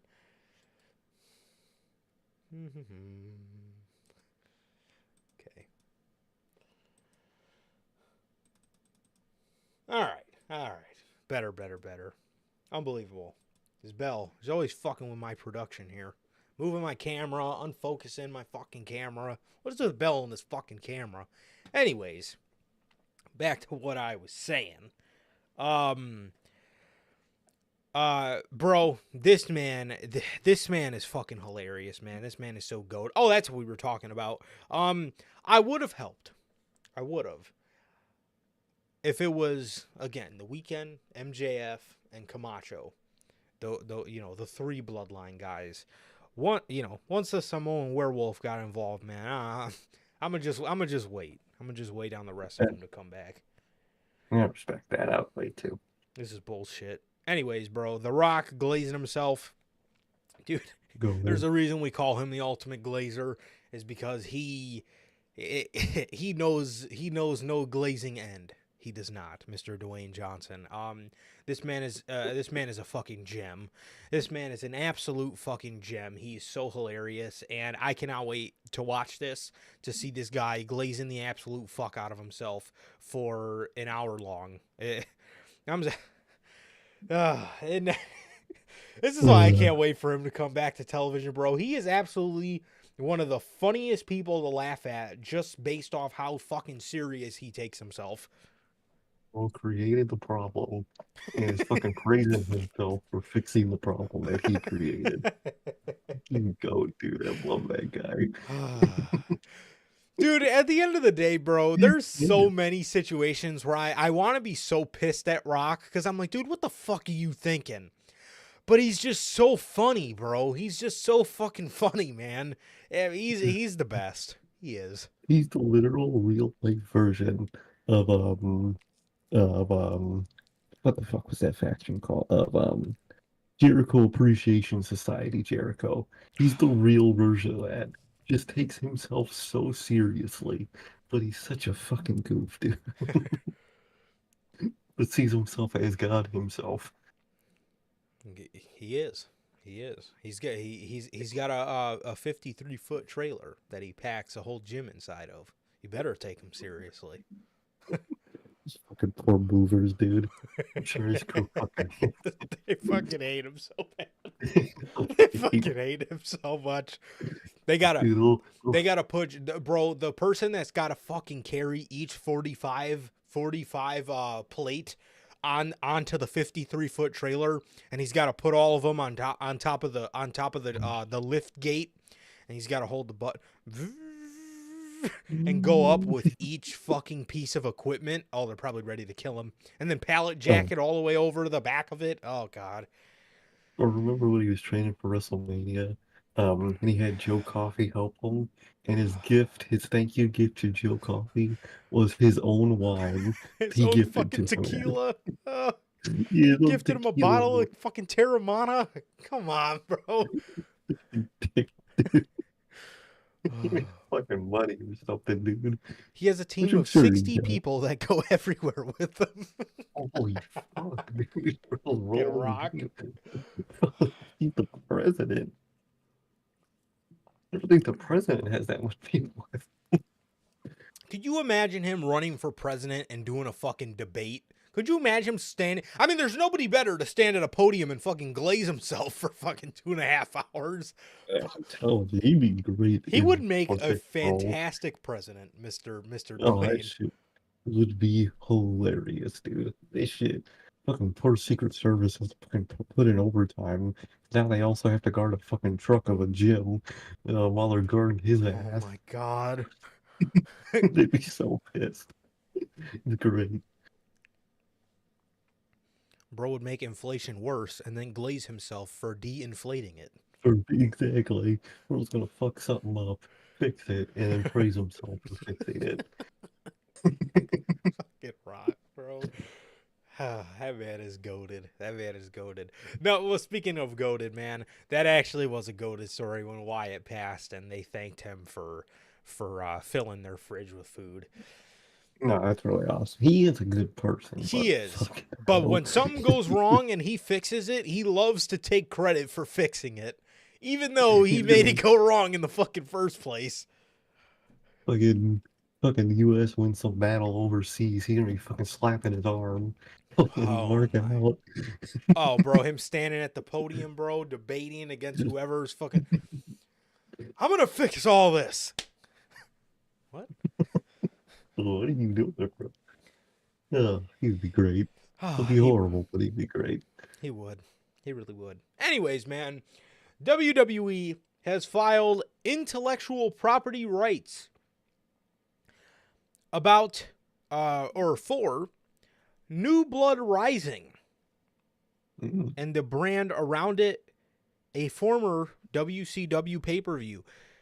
WWE has also filed a trademark application for Super Brawl.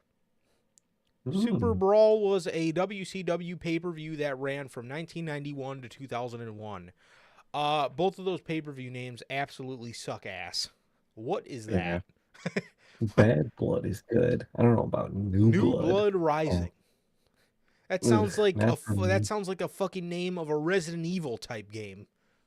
It really does. It sounds like one of their little spin-offs. Fucking Super Brawl sounds like the fucking live event they have Super Bowl weekend. You know what I mean? Like, I like that they're looking at, old pay-per-view names and start using them again. I love that. With like Bad Blood. But like these ones, bro, you got so many you can use, and this is what you do with them. Come on, man. You might as well do fucking Cyber Sunday at that fucking point. I mean, Super Brawl. New Blood Rising. Oh, Bell, bro.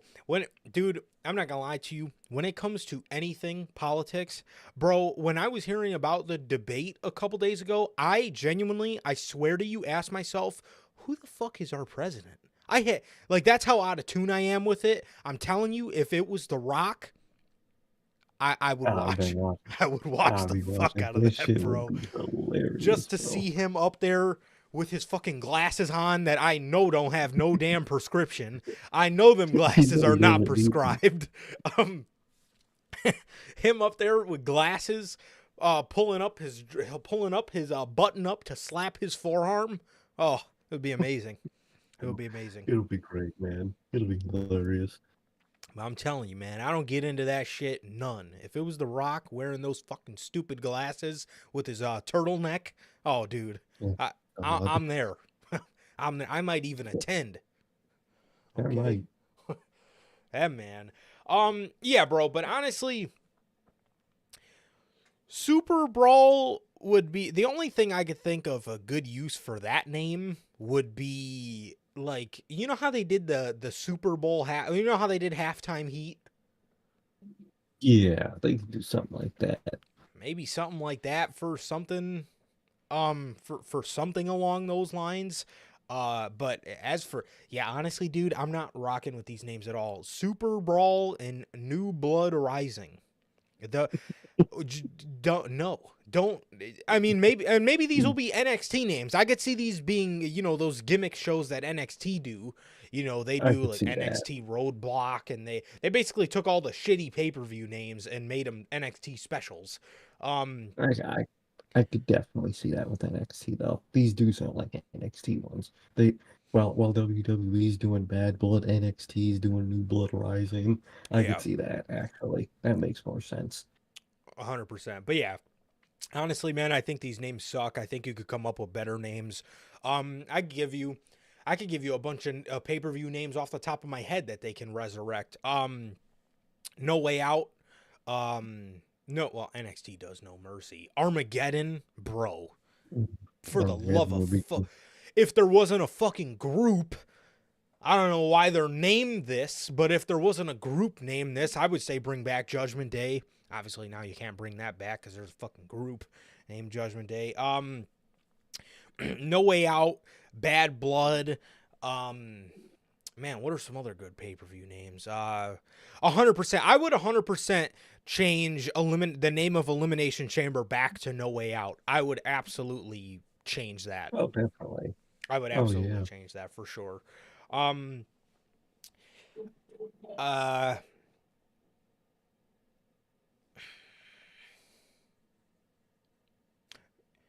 huh. I remember I would always have a bunch I, at w- the top of my head. I I forgot them. I was gonna say, I was literally gonna say, of course, now that it's time for me to actually think about them. But yeah, Armageddon, No Way Out. I mean, you get the point, man. You get the point. I mean, there's a bunch of pay-per-view names they could resurrect. These two are not it. These two No. are not it whatsoever. Yeah, I'm now really rocking with the Super Brawl or the New Blood Rising, but they did file a trademark for them, and um, maybe we see them, maybe we don't, man. Maybe WWE just wants the, you know, the IP and the trademarking for them for whatever. But yeah, that remains to be seen. That remains to be seen. But yeah, honestly, not really fans of these names. No, they're not great names. These are NXT names. 100%. So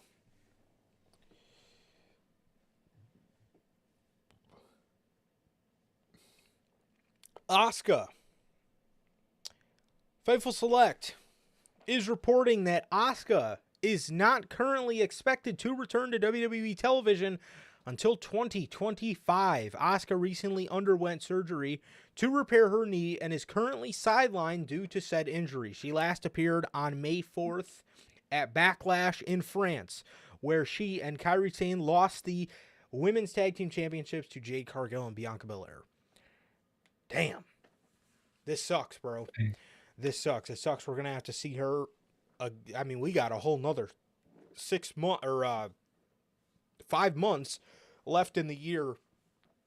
And Asuka looks like won't be back until after that time period, man. So that absolutely sucks. And it's going to be interesting to see where Damage Control is by the time she comes back. Definitely, man. It's very interesting to see how it's gonna go, man. It sucks. But I wish the best, man. Absolutely. And I believe we got one more story till we get on to these predictions, man. So,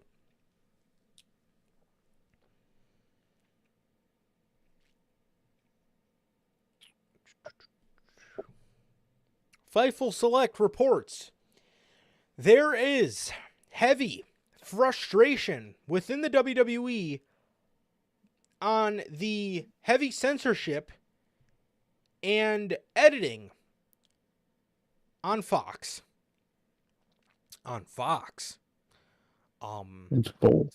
Uh, Like, I will say, Fox is worse at it, yes, oh yeah. but they both do it, and it's very annoying. And it's almost like, you know, these people are doing this to WWE because they're doing whatever the fuck because they know they're not renewing with them. But this is going to be something very frustrating and something that honestly is really gonna make me wish that SmackDown went to Netflix. That SmackDown went to Netflix as well. And honestly, I feel like they put Monday Night Raw over there as a trial to see how the streaming goes. But man, It's gonna go well for Raw, man, because it's gonna go so well. I already know. the no censorship, yeah, and especially how it is now. Oh, I cannot wait, man. I'm trying to enjoy the Wyatt Six and bask in the atmosphere they're creating, and my fucking TV's muted because the fucking fans are chanting, "Holy shit!" Like, Holy, bro, holy. You mean the fans are chanting holy? literally, you can't don't even hear the second "holy." You hear "holy," and then like 3 holies later, you finally start hearing it again because holy fuck. God, they're so annoying with that shit, dude. They are. They are. And like Sir K said, I will say, Fox is way worse because Ugh. Fox, not only will they bleep it out, they will black the entire fucking screen out. And Legit. Fox, they're even shitty. Not only do they mute it, but they don't even mute it when they say the curse word. They say it like 3 syllables before the curse word. So you don't even hear the lead up to what would have been the curse word. Yep. Like, And then you don't even hear the last 3 words after they're done. This is what happens no, when I'm watching Fox. You see my screen? I'm just watching SmackDown and I just see this. Nothing. And then they're back. literally. Well, It's so fucking frustrating, dude. I hate it. Fox is really bad with it. You would say it's fucking, it is what it is, but just American television, man. Like Belle said, she sucks. she she thanks God she's born in the UK, man. That's one thing I'll say. The UK got over us, man. Is the censorship on television, man. Holy fuck. Do I just want to hear someone say shit? Which it makes no sense to me because you have to mute holy shit. But literally 3 minutes before that, we heard Jey Uso say they got your ass. So you could say they got your ass, but you can't say holy shit. He said ass multiple times in that promo. Like, bro, what? I don't get it, dude. I don't like half the time when they say bitch, they like they do the little censor beep. But when you say shit, you have to mute. It's so fucking annoying, dude. It's so annoying. I don't get it. I wish we didn't have that censorship over here in the US, It's man. And I horrible. cannot wait for Netflix. It's so bad. Like, bro, little kids probably hear their parents, brothers, cousins, whoever you're worried about not wanting to hear curse words. I can They already assure you, hear when I was that age, I heard crazy fucking shit coming out of people's mouths at it. Yeah, school, yeah, fucking the home, store, home. like Trust me, it's I've real life. heard I've heard about every fucking curse word in the book when I was a child. So, And uh and if we're being honest, if the kid isn't hearing that at home, they're not watching wrestling anyway. If their parents aren't cursing at home, I'm sure they're not allowing their kid to watch wrestling anyway, no matter how exactly. PG it is. And So just fucking do it. and also, why is it okay for fucking Dominic Mysterio to be getting fucking rizzed up and seduced every week, and it's okay for the kids to see that, but it's not okay for the kids to hear holy shit? Like, I don't understand. Literally, fucking did people not see what happened in that match with Livid Dom in that moment? How was that not fucking blacked out? But you're bleeping out, holy shit, dude. I would be frustrated too. I'd be furious if I was WWE. I'd be like, dude, stop fucking up my product. You fucking asshole. Dude, y'all should have heard my dad when the Nexus debuted. Holy fuck! Right. What the fuck is going on? Oh my, they're beating the fuck out of him. I mean, if I had a child, if I had a child and me and my kid were watching the Wyatt Six debut together, I guarantee you, I would be sitting there like I was when I was standing alone watching the Wyatt Six debut, going, "Oh shit. What the fuck?" Dude, again, y'all should have heard my dad watching wrestling with me when I was a kid. All I heard was, "Holy fuck, that's bullshit." Like, bro, when at Hell in a Cell 2010, when the Nexus beat when Wade Barrett beat John Cena and John Cena had to join the Nexus. I was gonna say the Netflix. When he had to join the Nexus. Y'all should have heard my dad, bro. Y'all should have heard my pops in the living room. This is bullshit. What the fuck? What is going on here? And like, bro, again, bro, like Sir K said, if kids that have never heard the word shit are watching wrestling, I would be shocked. Because if they're not allowed to hear the word shit, their parents probably aren't allowing them to watch wrestling. That's how it is. Like, I don't get it. I don't get the censorship. It's very fucking frustrating. I'm sure it is, and I'm glad they're really frustrated because it goes to show that they don't want that censorship no more. It's a network thing now. It used to be a company thing, but now it's a network thing, and I'm glad that it's an open network thing that they're openly frustrated about. Bro, It is. yes, It really is. my pops. I mean, you guys know my pops, bro. But bro, my Oh, pops that's is a great. fucking character, man. He is a fucking character. Yeah, literally, bro. You both of my parents. I mean, bro, you guys, if you guys met both of my parents, you would know where I get my my truck driver mouth from. Because literally the whole time growing up, anytime I'm watching wrestling with my dad. 90% of the words that came out of his mouth, if he was mad at something, were curse words. And, you guys know how it is, bro. but man, I mean, he is a character, bro, and he is hilarious to watch wrestling with. But yeah, man. He called me after Clash at the Castle, and he goes, "I'm tired of them fucking over Drew." And I was like, "Yeah, Dad, me fucking too." Like, what? Come on, man. Bro, come on, I'm sick of the censorship, man. It's so bad.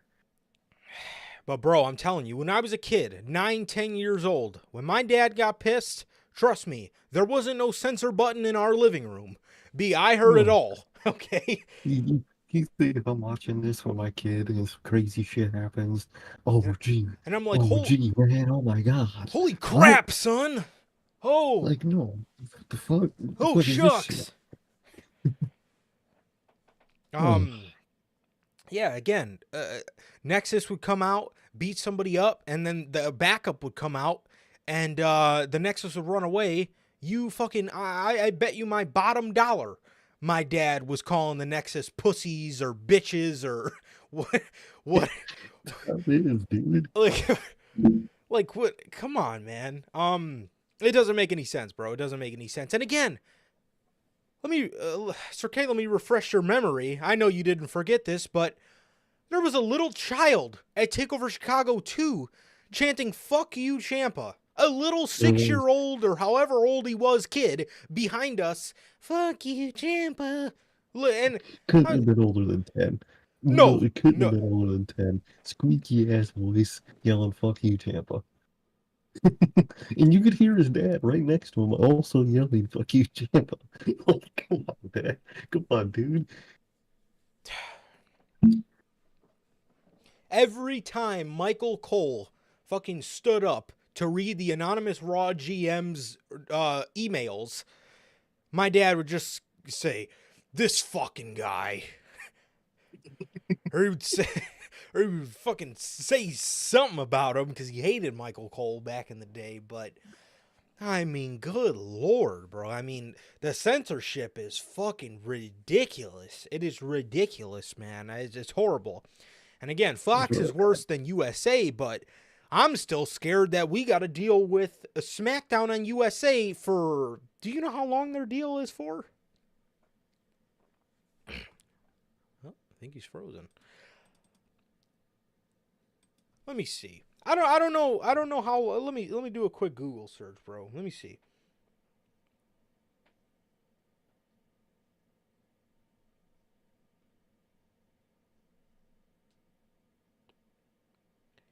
Um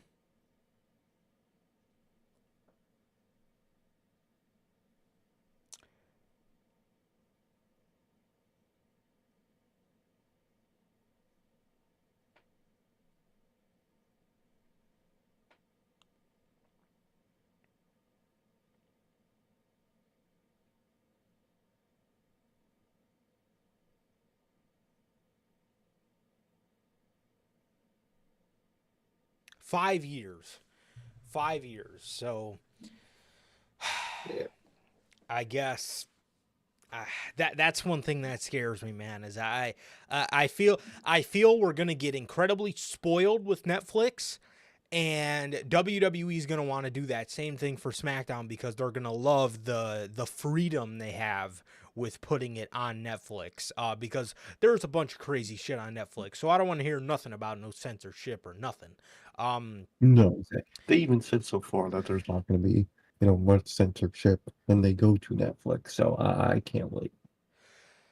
Yeah, absolutely. And Bell, I can only imagine. I can only Oh, I imagine. can only You, imagine. you UK folk have some very funny slang when you guys are pissed and cursing. It is Oh, it's hilarious. hilarious. And it truly is, man. Golly. But there is frustration in the censorship in WWE, not only from WWE.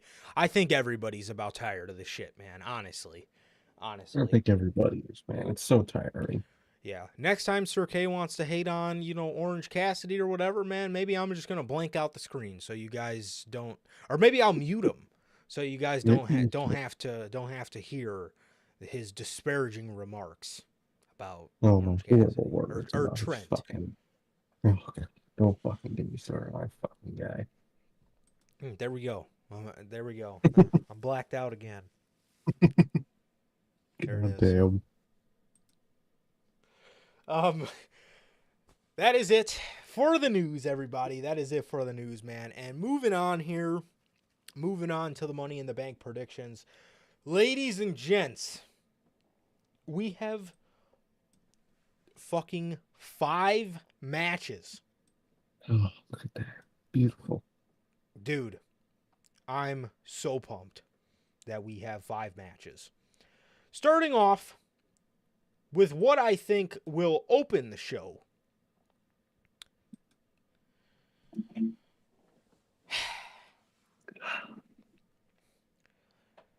The Money in the Bank men's ladder match. Carmelo Hayes versus Drew McIntyre versus LA Knight versus Chad Gable versus Jey Uso versus Andrade. First of all, I love that it's a 6-man, as it was last year, but I love it. Yeah.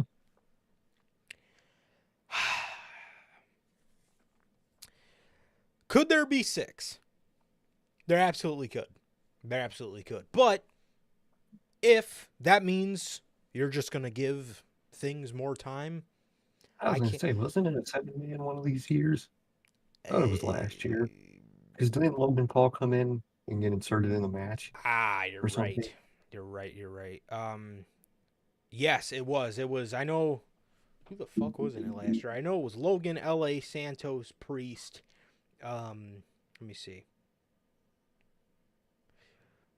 Yes, I do remember Logan Paul did insert himself in the match to make it a 7, which is fine too. But I love that we're not in that WWE era anymore where it's an 8-man one of those Yeah, just or they overly overcrowd it. crowded. Yep. Last year, it was Damian Priest, Butch, LA Knight, Logan Paul, Ricochet, Santos, and Nakamura. Holy shit. What the fuck was Nakamura doing in that match? Golly. Mm, But well, yeah, I think man, reality has hit us. I think we know who it's gonna be. dude, LA Knight, dude. If LA Knight would have just won that fucking briefcase last year, and dude, could you imagine the pop at WrestleMania for a babyface LA Knight coming in to cash in on Drew McIntyre? God, it's so goaded, dude. Fuck. So goaded. But instead, we got fucking Karma running down the fucking ramp like an idiot to win the belt and put on one of the fucking worst title reigns I've ever seen. That bad, dude. Yeah, I mean, it's not, but it's just, he just sucks, dude. He just sucks. That's all I gotta say. Fucking hate, man. You hate I that mean, guy. just to put on a shit title reign all summer. Golly. Fucking ruined my summer, man. God. Horrible. But who could win this realistically? The only two options I'm looking at, I don't see CM Punk interfering in this match. I don't. No. I see CM Punk interfering in the end of the night. Because, dude, I think, oh, fuck me. I think CM Punk's, well, apparently it has been confirmed that Rollins and Priest is main eventing the show. And that means Punk is showing up at the end. And he's not only going to cost Drew, he's going to fuck over Seth. Because I feel like Drew's going to make it a triple threat. And I feel like he is. Fuck me, man. I don't fucking want to see Priest and Gunther. Fuck, bro. I don't think we will. I think Seth will still win. I think it'll be a double fuck. I think it's going to be a double fuck, man. I think both Drew and it's not Punk's plan, but he's going to also fuck over Priest, I think. Fucking certainly. But I think so. Get that bum out of here. I don't think he's going to wait till the end of the match. I do think Drew is going to make it a triple threat in the middle of the match.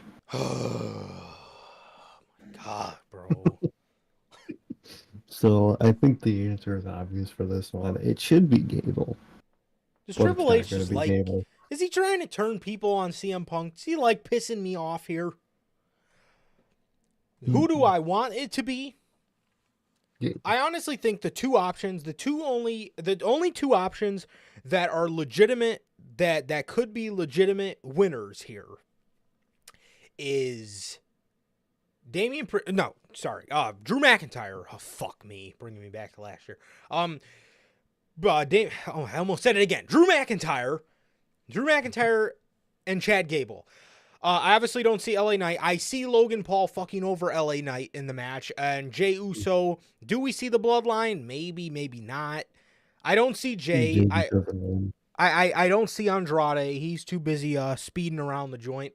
And I don't see Carmelo Hayes either. The only two people that I think are legitimate options here is Drew McIntyre, Chad Gable, and with a dark horse, maybe Jey Uso as a dark horse, maybe. But Jey Uso's got bloodline business. I don't see him winning.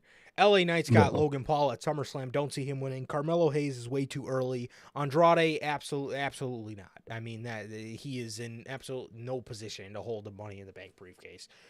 Chad Gable would be an absolute fucking banger.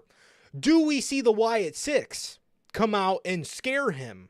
Maybe not, get involved because there may be just too many interferences already in the match. You just hear like the piano noise or something. And it just fucking simple.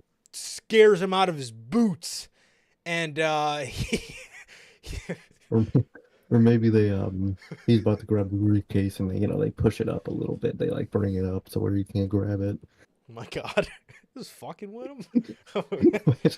He goes to like lean forward to grab it and just goes up and he falls over the other side of the fucking Oh ladder. fuck! You trying to kill him? Kind of It'd be spotty, hilarious. kind of sloppy We're shot in the you Tony running here, Khan. okay? We're in that Tony Khan spot. Hey man. Yeah, the Well, location. exactly, bro. The apple's falling into the river. So I would love Chad Gable with the briefcase, and I want to fucking predict Chad Gable so bad, but honestly, Drew McIntyre's winning this fucking True. match. Yep. It's gonna be Drew McIntyre. And they're going to blow through the fucking Money in the Bank briefcase. And see, a lot of people keep saying, I'm seeing the posts on Instagram, I'm seeing the tweets. A lot of people are saying, well, it's for the story. I get that. It's already told. Yes, exactly. I get it. You want, does it enhance the story? Yeah, but is it enhancing that needs to be told? No, because do we already not have a foundation with what happened at Mania and then what happened in Drew's home of Scotland? Do we really need this? Dude, this concept of Money in the Bank should be to elevate stars. Look at what it did for Edge. It told Edge winning his first world championship. CM Punk winning his first world championship. Jack Swagger won it twice. One in 2010 and another one in 2023. Jack Swagger won the briefcase twice. I need to. To give these people their first world championship. For Jack Swagger, in his case, both of the reigns sucked. But the one in 2010 and the one in, 2023. And again, does it further the story? Sure. But again, is the story not already, do we not already have a fucking foundation, a blueprint, and a fucking architect for the story? I mean, what the fuck? Drew was already pissed that they accepted him back. He injured him. Drew thought it was the funniest thing in the world. He fucked him over at WrestleMania, pissed Drew off. Then he fucked him over in Scotland. Do we really need the money? Do we really need to sacrifice Money in the Bank when this could be used to give Chad Gable his first world championship? I say you use the concept in the way it should be used and actually have it give Chad Gable his first world championship because you fucked him out of the IC title for no reason. I would love Chad Gable to win this, bro. But, dude, I know it's going to fucking McIntyre, and they're going to blow through the briefcase in one night. Exactly. I think that's exactly what's going to happen. I don't know why this would send Drew over the edge as if...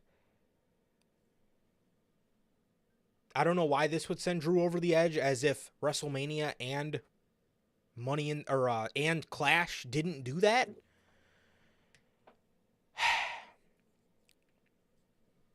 That's the thing, man. It's and this is what I was hoping for Triple H, because under Vince, a lot of people were like, "Oh, the Money in the Bank briefcase is dead," and it was.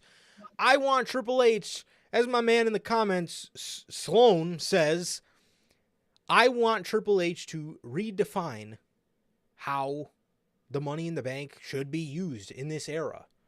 And I don't think he's doing that. And with Damian Priest, he had a good cash in. That was a whole different problem. Wrong fucking guy.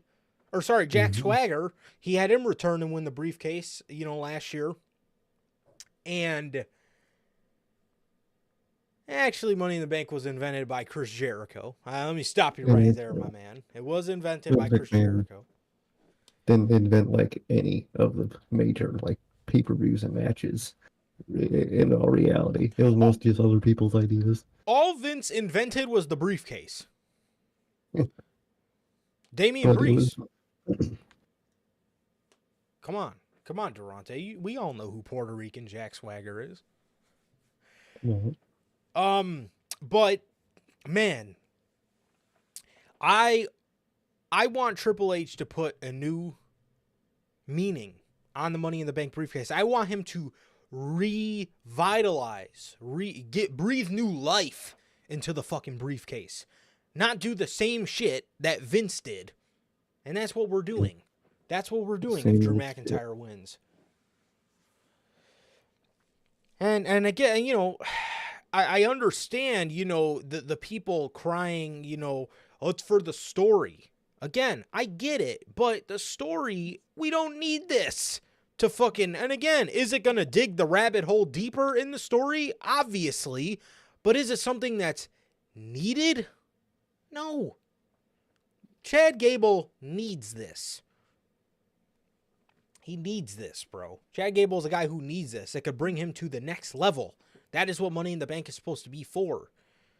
It's not supposed to be for a guy like Drew McIntyre to get his hands on the briefcase just to fucking... And again, that's a whole different problem in itself. Drew's already been a world champion. The whole idea of the briefcase is to put this on new stars who've never won their first. And here we are.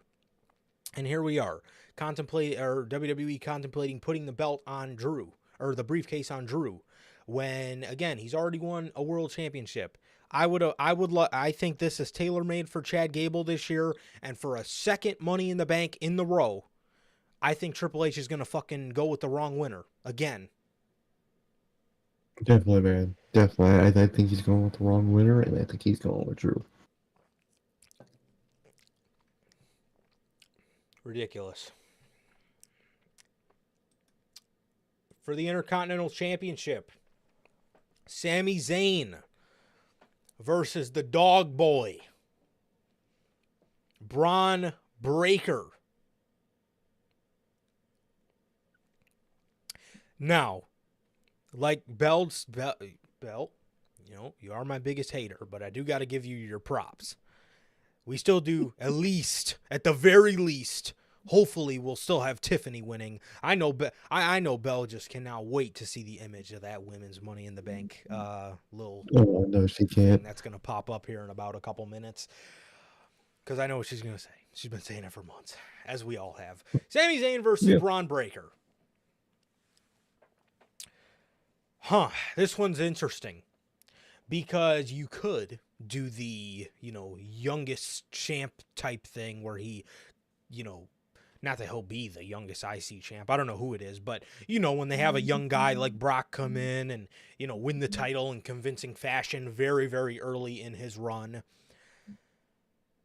I could see Braun, if WWE wants to really like shock everybody and put the belt on him to convince people that he's, you know, a fucking dominating force on the show, but I do think it might be a bit too early, and I could see this ending in some sort of fuck finish and with Sammy keeping it. So I'll actually go with Sammy, but I would not be shocked if they did put it on Braun. Definitely, man. Definitely. I have to agree with you. I could see it being on Braun, but I think it's going to be on Braun at the end of the feud. I just think this is the first match in their feud, and I think somehow, some way, Sammy's going to walk out still champion. Yeah, but then again, WWE could want Sammy to take the loss in Canada because it would draw more heel heat on Breaker. Another thing that scares me, if we got Gunther winning the title at Money in the Bank, or at SummerSlam, my bad, are we really going to have Braun and Gunther, you know, just holding down exactly two champions that are very similar in terms of just dominating their division and, you know, not really losing? That's something that's a little concerning. Down when Gunther and Roman were respective champs, it was great, but no one had an opportunity to do anything. Yep. So you don't want to double down on that again. Exactly. There was no chance for anybody new to become a champion. You know what I mean? And exactly. That's a little concerning. That's a little concerning for sure. That's a little concerning because, like, yeah, I mean, you know, a lot of people are saying, well, Triple H doesn't need to, Triple H needs to get rid of the briefcase so it doesn't limit his booking. So the briefcase limits his booking, but having Braun Breaker and Gunther as two dominating champions on your show isn't limiting your booking. That doesn't make any sense to me. No, it really doesn't. Yeah, but in the end, I think, at least for the first match, I think I'll say Sammy here, but I wouldn't be shocked if Braun won. Definitely, man. Definitely.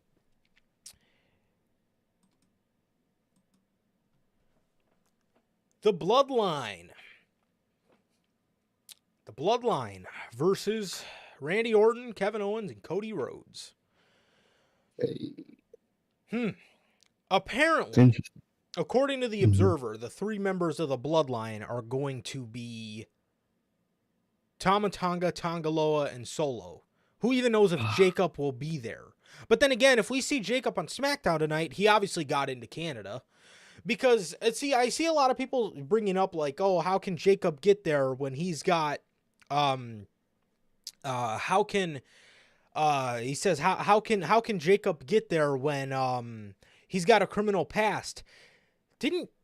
I thought Jacob's, like, been out of, I don't know Canada's laws on, letting people into the country, but I could have swore Jacob's been out of prison for a very long time. I know he's been on the indies for a really long time, but maybe it's got to be like a 10-year thing. You don't get in trouble for 10 years, but ever since he's got out of prison, I don't remember him being in any sort of trouble. So I would assume, and he's on the poster. So I would assume he's in Canada, but if I'm WWE, I'm doing Solo, Jacob, and Tama, and and maybe we see Hikuleo at the end of this, maybe not. But either way, I'm going with the Bloodline. I would say Bloodline. I think the Bloodline's definitely gonna, win, and I think that's gonna be the spark for somehow Randy would be looking at Cody. He already has been looking at Cody in that title, and I think this is gonna be the real driving force to get that going. And I was gonna say, if Bloodline loses, how do you get around to Solo versus Cody for the title at SummerSlam? Exactly. So it's interesting. I think exactly, Bill. I think we win at 100% and Winning the Bank. 100%. As for the women's. Yeah, 100%. 100%. Yeah, again, if Bloodline loses, how do you get to Cody and Solo at SummerSlam? You don't. Mm-hmm. The Bloodline have got to win because that'll be the driving force for Solo getting the match. 100%. But the women's Money in the Bank ladder match. Io Sky, Lyra Valkyria, Naomi, Zoe Stark, Chelsea Green, and Tiffany Stratton. Go ahead, Belle. Let the people know. Go ahead. I know she's your pick. I know you've been waiting on this for months. Dude, Tiffany Stratton with like a bedazzled briefcase would be golden. That's gonna be great. Yes, that's gonna be real great. It is. I'm gonna take Stratton, and as a dark horse, I'll say Chelsea. But I really don't want to see that, to be honest. It's got to be Tiffany. No, I really don't. I'm not too crazy on Chelsea Green, so I think it's definitely going to be Tiffany Stratton. Me neither. You got a dark horse? There she goes. Absolutely, man. Did you have a dark horse for the match? I would say it's probably Chelsea. She's the only other one that could see has really any stock. They're busy doing something with, most of all these other women. So I would say Chelsea. Hopefully we get Michael Cole on commentary calling her Naomi. Naomi. Good book, man. But definitely think it's going to be Stratton. 100%. God fucking damn it. This fucking match, bro. Apparently this is going to main event. Fucking Jack Swagger fucking gets himself another main event somehow, some way. Don't worry, it'll be his last one. Think about it like that.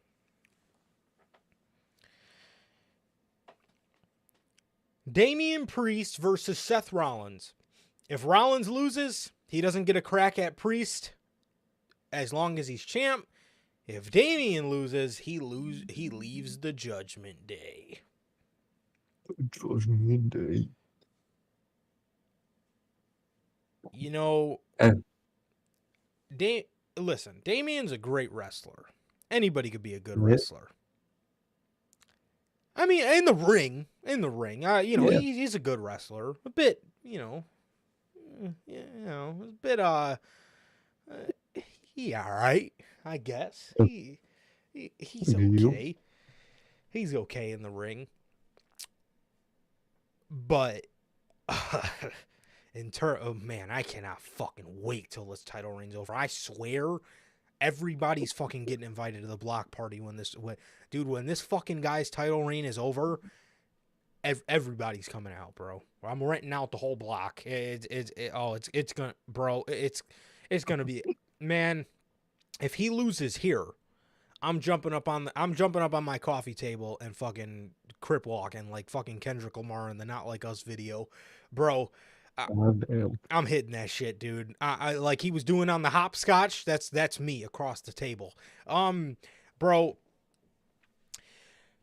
Oh my God, we got to get the fucking title off this guy. I swear, if I have to see Damian Priest versus Gunther at SummerSlam, I'm pile driving myself, bro. I'm just gonna do it, man. It's gonna be over for me at that point. This fucking guy's title reign has gone on way too long. It should have been LA Knight. I fucking said it last year. It should have been LA Knight. Here we are with this fucking guy as the world heavyweight champion, and it's been a complete dud. It sucked.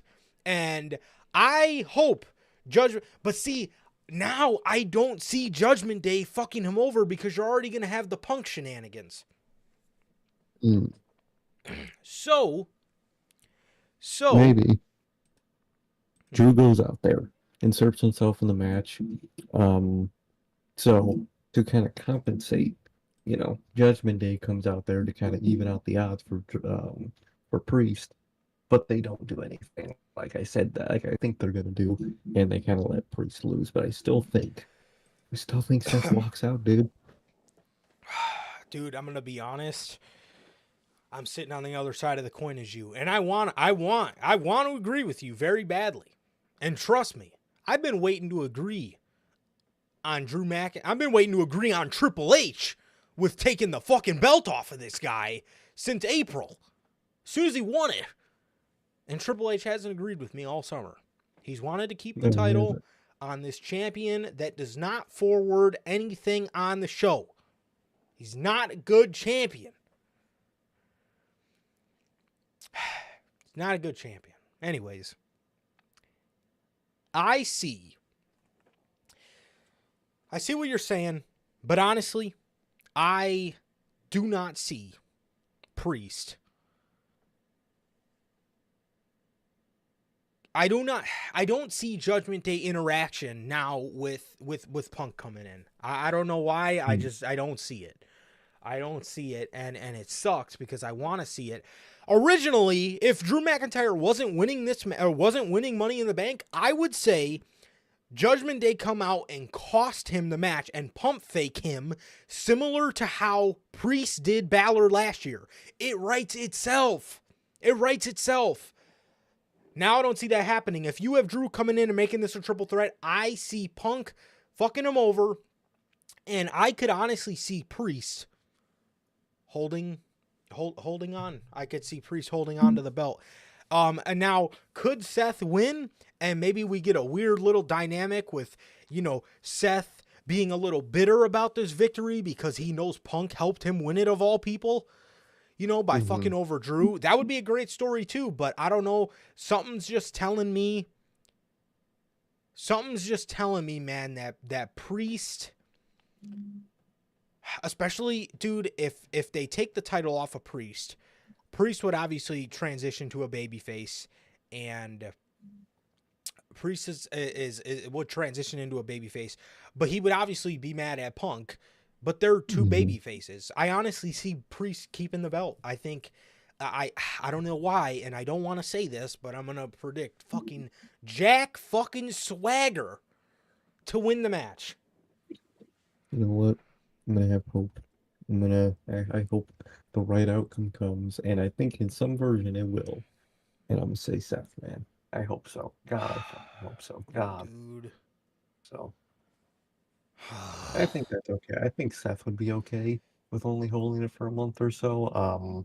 He's already had so many reigns. Yeah, he's I Rollins. think he'd be fine. Yeah, He'd be yeah, fine he's with it. I feel bulletproof. like it. Exactly.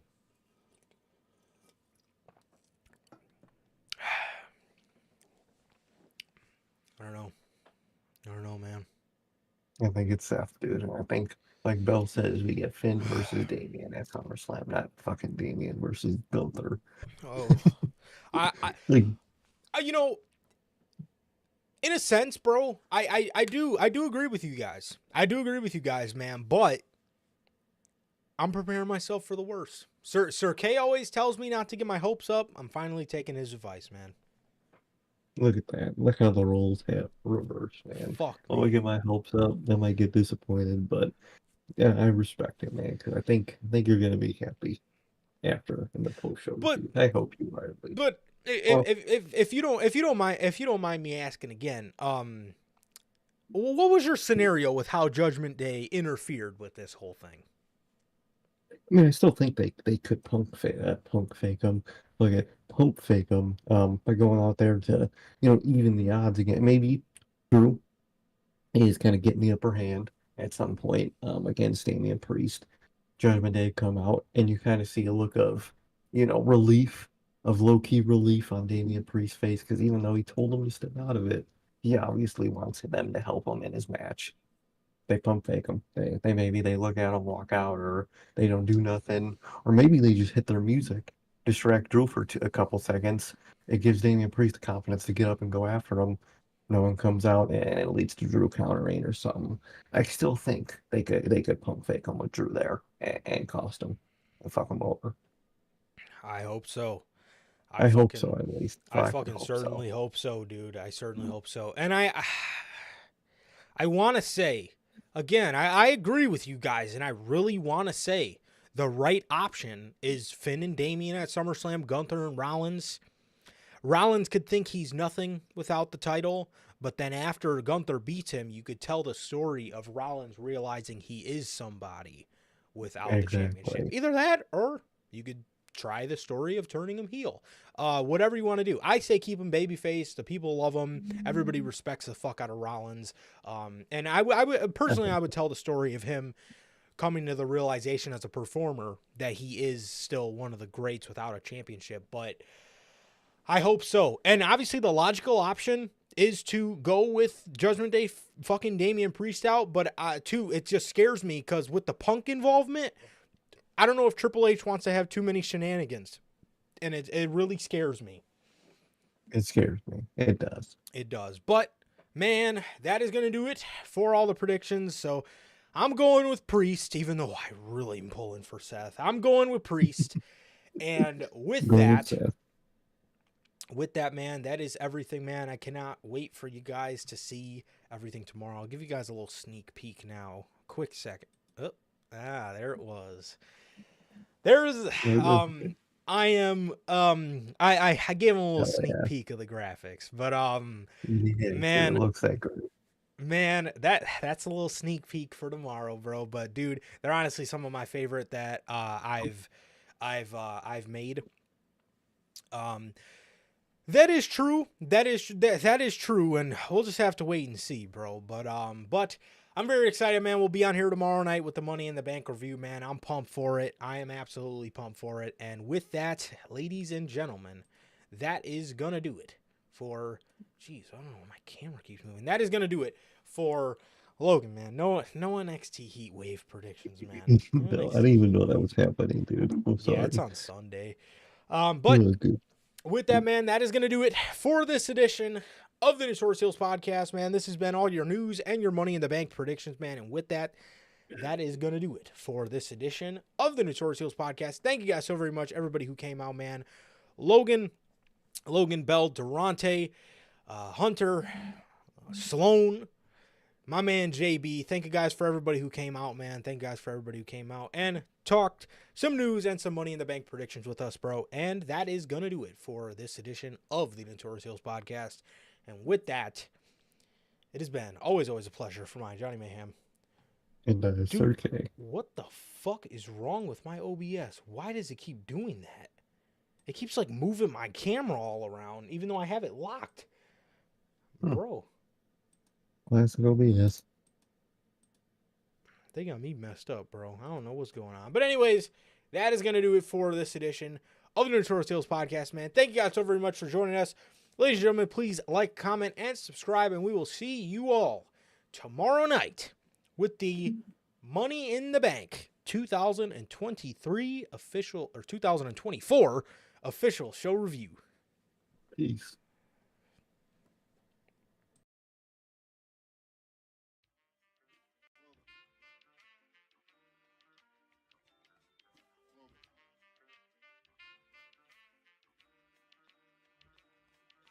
I used to get pills on the bitch. Now I throw shields on the dick to stop me from that HIV shit. And niggas know they